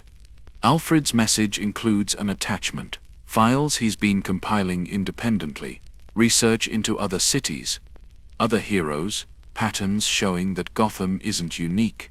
Every city with a superhero has seen crime evolve to match. Metropolis with Superman created Lex Luthor. Central City with Flash created the Rogues. The pattern repeats everywhere. What if we're all just making it worse? Alfred's message concludes. What if the world would be better off without us? Tim feels something shifting inside him. The foundation he built his life on is cracking. Not breaking yet, but developing fractures he can't ignore. He opens another file, this one from Barbara's private research. Studies showing Gotham's crime statistics over decades. The data is clear. During Bruce's 20-year career, violent crime increased, became more theatrical, more deadly, more public. The city got worse, not better, despite Batman's best efforts. But there's another graph. The last 6 months, since the Laughing Bat appeared, crime has dropped precipitously. Not just reduced, collapsed, because criminals aren't just afraid of being caught, they're terrified of what happens when they are. Tim stares at the data. Bruce's methods are working. Brutal, horrifying, morally bankrupt methods are actually saving lives. The court is crumbling. Street crime has evaporated. Gotham is objectively safer than it's been in a century. So why does it feel like they've lost? He pulls up video footage from last week. Gordon standing on the roof of GCPD, not turning on the bat signal, just staring at where it used to be. His face shows exhaustion, relief, And fear. Lots of fear. There's audio with the footage. Gordon talking to himself, not knowing he's being recorded. I wanted Batman back. Wanted the hero. But maybe we never had a hero. Maybe we had a man playing dress-up while the real monsters ran the city from boardrooms and country clubs. And now we have something worse. Something that scares the real monsters but scares me too. Gordon looks directly at the camera. Almost like he knows someone is watching. If you're out there, Bruce, I don't know whether to thank you or arrest you. Crime is down. People are safer. But they're not free. They're just afraid of something different now. Is that victory? Is that what we fought for? The video ends. Tim sits with all this information, all these perspectives. Bruce's logic, Dick's infiltration, Alfred's guilt, Barbara's research, Gordon's confusion. Everyone who knew Batman trying to process what he became, and whether it was necessary. He thinks about his own role.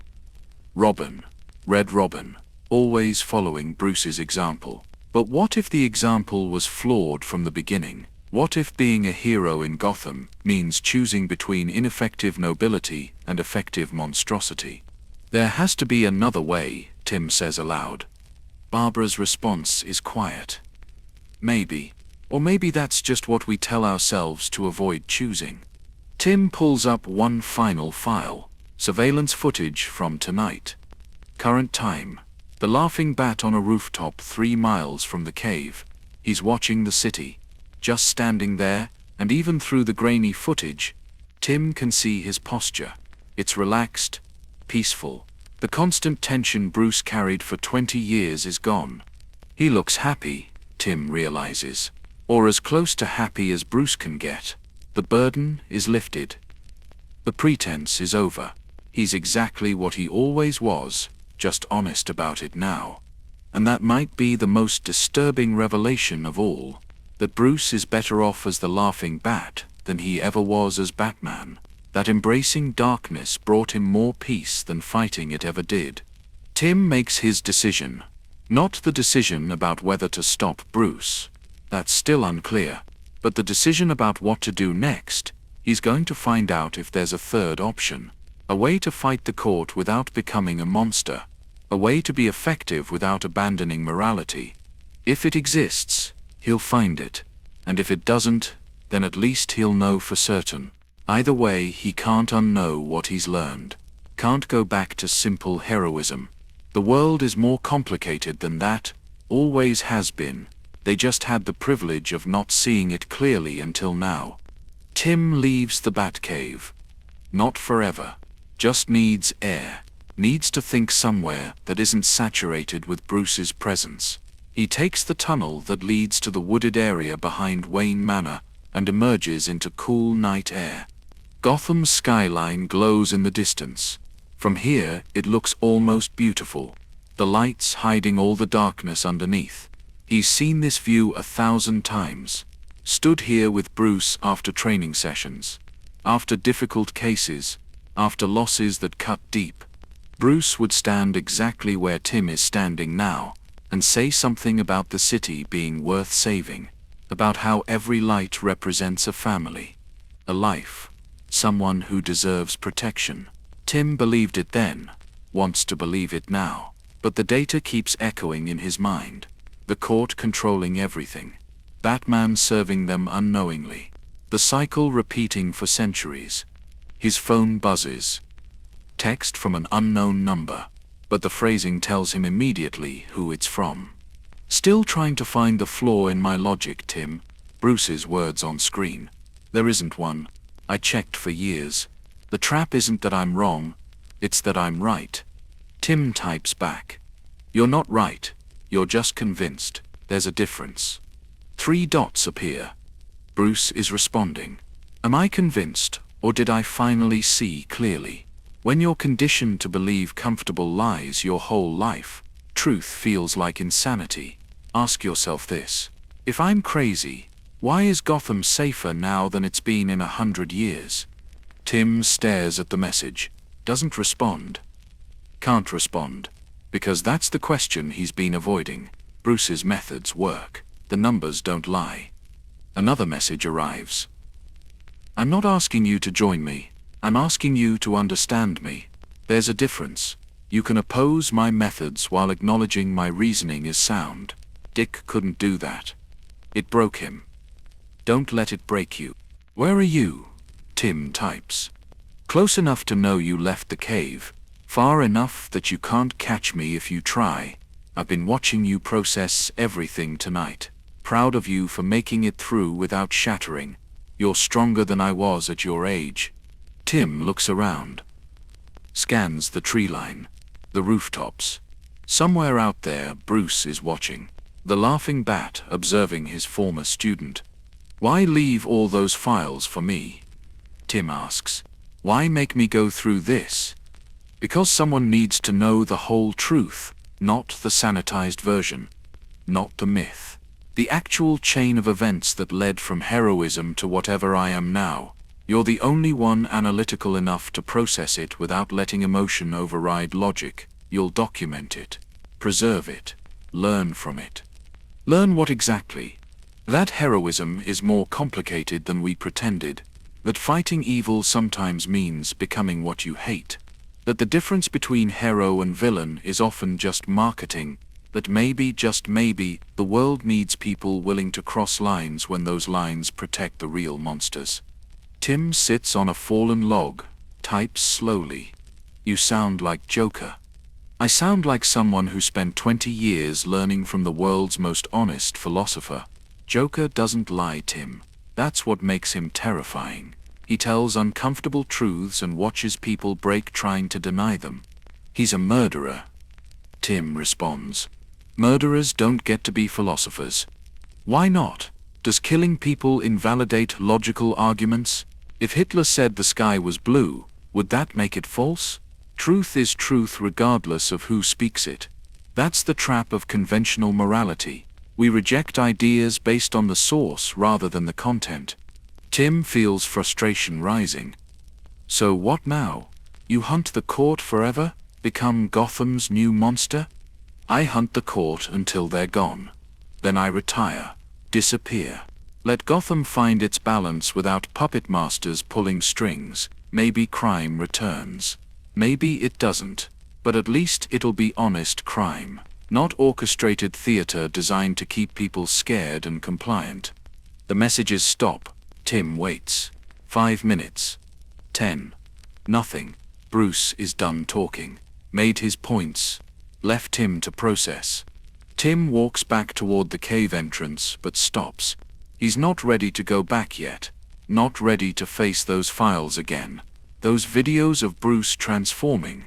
The evidence of the court. The weight of knowledge he can't unlearn. He thinks about Dick. Deep undercover somewhere, pretending to be one of them. Living a lie to expose the truth. That's heroism too, isn't it? Different from Bruce's brutality, but still necessary. Still crossing lines. He thinks about Barbara. Monitoring everything from the clock tower. Keeping watch. Documenting. Being the memory and conscience for people who've lost both. She hasn't chosen a side. Hasn't endorsed Bruce or opposed him. Just observes and records. Maybe that's the wisest choice. He thinks about Alfred in England, carrying guilt for abandoning Bruce, but also knowing he couldn't enable what Bruce was becoming. Sometimes love means leaving. Sometimes the best thing you can do for someone is refuse to watch them self-destruct. And he thinks about Gordon, the cop who worked with Batman for 20 years, who trusted him, who believed in him, now standing on rooftops wondering if that trust was misplaced, if the hero was always just a man playing dress-up while real evil operated freely. They're all dealing with the same revelation, the same shattering of comfortable myths, and none of them have found the answer. Maybe there isn't one. Maybe this is just what it looks like when you stare at truth long enough. Confusion. Doubt. The inability to choose between bad options. Tim pulls out his phone again. Sends a message to Barbara.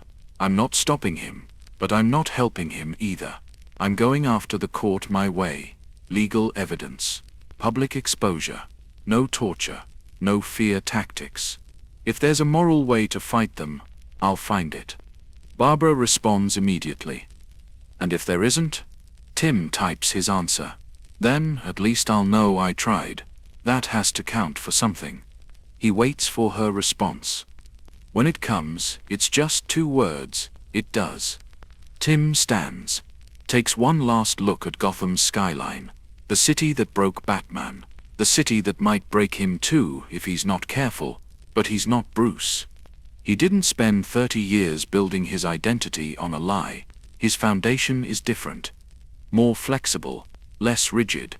He can know the truth and still choose differently, can acknowledge that Bruce's logic is sound while rejecting his conclusions, can see the world clearly and still decide that morality matters, that how you fight is as important as what you fight.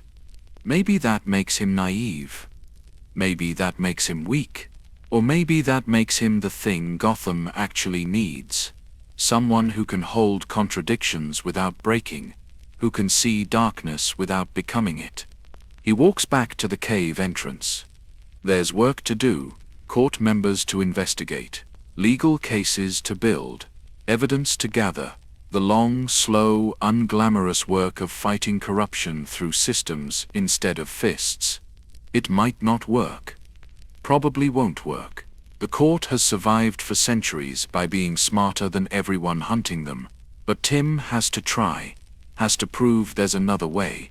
If not for Gotham, then for himself. To know he didn't become a hero just to become a monster later. As he descends back into the cave, he thinks about Bruce's final message. You're stronger than I was at your age. Maybe that's true. Or maybe Tim just hasn't been broken yet. Hasn't fought long enough, hasn't lost enough. Time will tell which interpretation is correct. But for now, he has purpose, has direction, has a choice he's made consciously rather than having it made for him by trauma or manipulation or philosophical seduction. And that choice is to be better, not to be perfect, not to be pure, just to be better than the alternatives. It's not much, but it's something. And sometimes something is all you can manage when everything else is darkness. 1 year later, Tim Drake sits in a small apartment in Gotham's financial district, not the Batcave, not Wayne Manor, somewhere neutral, somewhere that belongs to him rather than the legacy he inherited. His laptop screen shows spreadsheets, financial records, legal documents, the boring work of heroism, the kind that doesn't make headlines. He's built a case, took 12 months, but it's solid. Evidence of Court of Owl's activities spanning decades. Shell companies traced, money laundered and recovered. Witnesses convinced to testify, it's not complete. The court is too vast, too entrenched. But it's enough to start the process. Enough to bring some of them into the light. Tomorrow he hands everything to the FBI. Federal jurisdiction means the court can't use their local influence, can't intimidate Gotham judges or Gotham cops. It might work. Probably won't, but the attempt matters. His phone shows messages from the others. Barbara sent files helping with the investigation. Dick checked in from deep cover with intelligence on court members. Alfred wired money from England to fund the legal team. Even Damien, back from the League of Assassins, contributed intel gathered through his own methods. They're still a family, just scattered, operating independently toward the same goal. Maybe that's healthier than what they were. Bruce's soldiers following orders, now their allies choosing cooperation. The window shows Gotham at night. Crime is still low, not the terrified silence of a year ago, but genuine reduction. The court's grip has weakened. Bruce's campaign worked, the laughing bat broke them enough that regular law enforcement can handle what's left. Tim hasn't seen Bruce in person for 8 months, but he knows Bruce is out there. Watching, protecting, still crossing lines Tim won't cross, still using fear and pain in ways that make Tim uncomfortable, but also still fighting the real enemy, still dismantling the power structures that created Gotham's darkness. They're not friends anymore, not mentor and student, But they're not enemies either. They're two people who saw the same truth and chose different responses. Bruce chose effectiveness without morality. Tim chose morality risking ineffectiveness. Neither is entirely right. Neither is entirely wrong. Tim closes his laptop. Stands, stretches. Tomorrow is important. But tonight, he needs rest. Needs to not think about corruption and conspiracies and the weight of knowledge that changed everything. He looks at a photo on his desk. The Bat family from 5 years ago. Bruce, Alfred, Dick, Jason, Tim, Damian, Barbara. All together. All smiling. Before the transformation. Before the truth. They look happy in the photo. Ignorant. But happy. Sometimes Tim misses that ignorance. The simplicity of believing Batman was pure heroism, that they were unambiguously good, that the mission was clear. But he doesn't regret knowing the truth. Painful truth is better than comfortable lies. Bruce taught him that.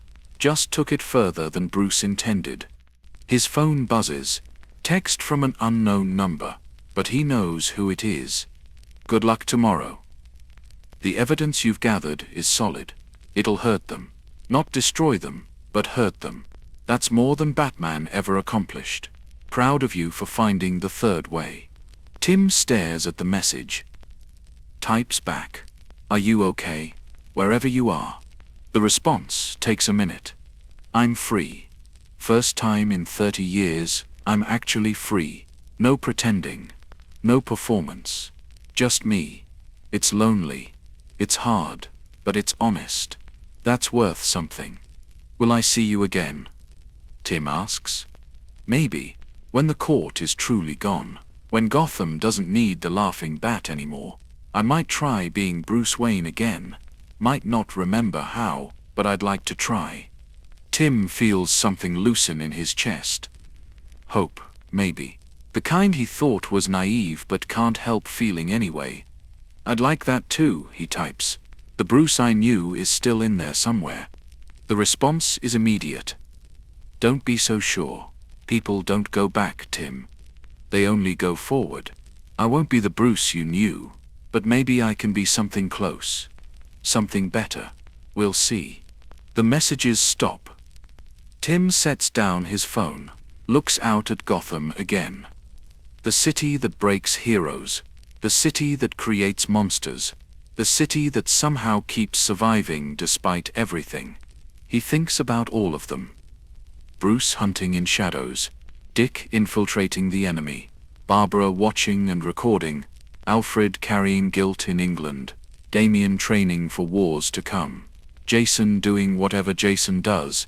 All of them changed by the truth they discovered. All of them dealing with it differently. There's no single right answer. No clear path. Just people trying their best with incomplete information and compromised options. Making choices and living with consequences. That's all heroism ever was. They just didn't see it clearly before. Tim turns off the lights. Tomorrow brings the next step, the legal battle. The public exposure. The attempt to fight darkness using light instead of more darkness. It might fail. Probably will fail. But he has to try. Because that's what separates him from Bruce. Not that Tim is morally superior. Not that he's stronger.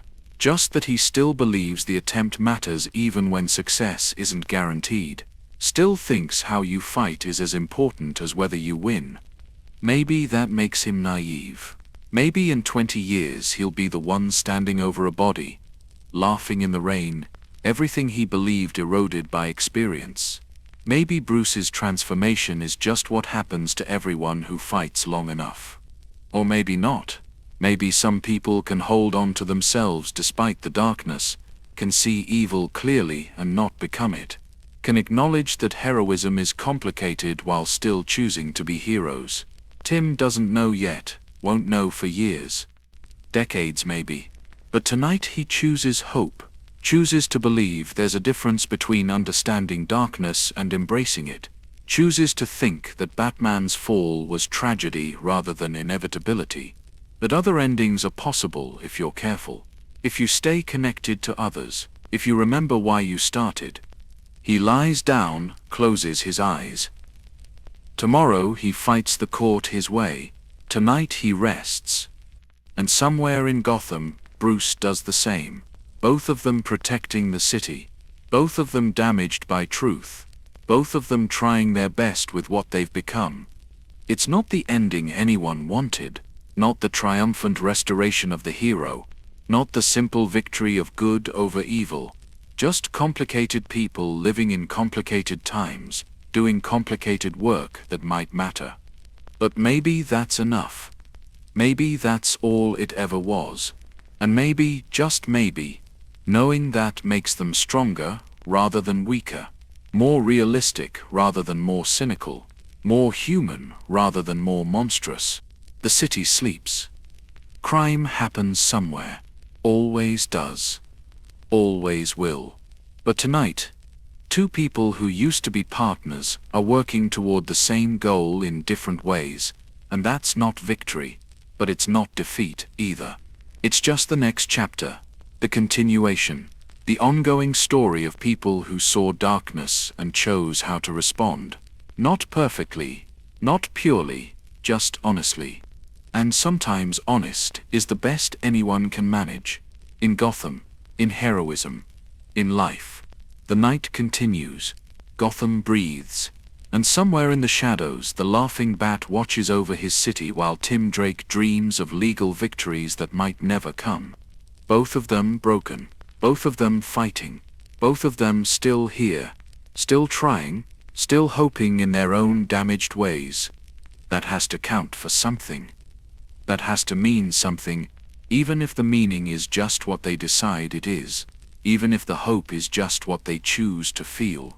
In the end, that's all any of us have, choices, and the consequences we live with, heroes and monsters, truth and lies, light and darkness, all of it complicated, all of it messy, all of it human. And somehow, despite everything, the story continues.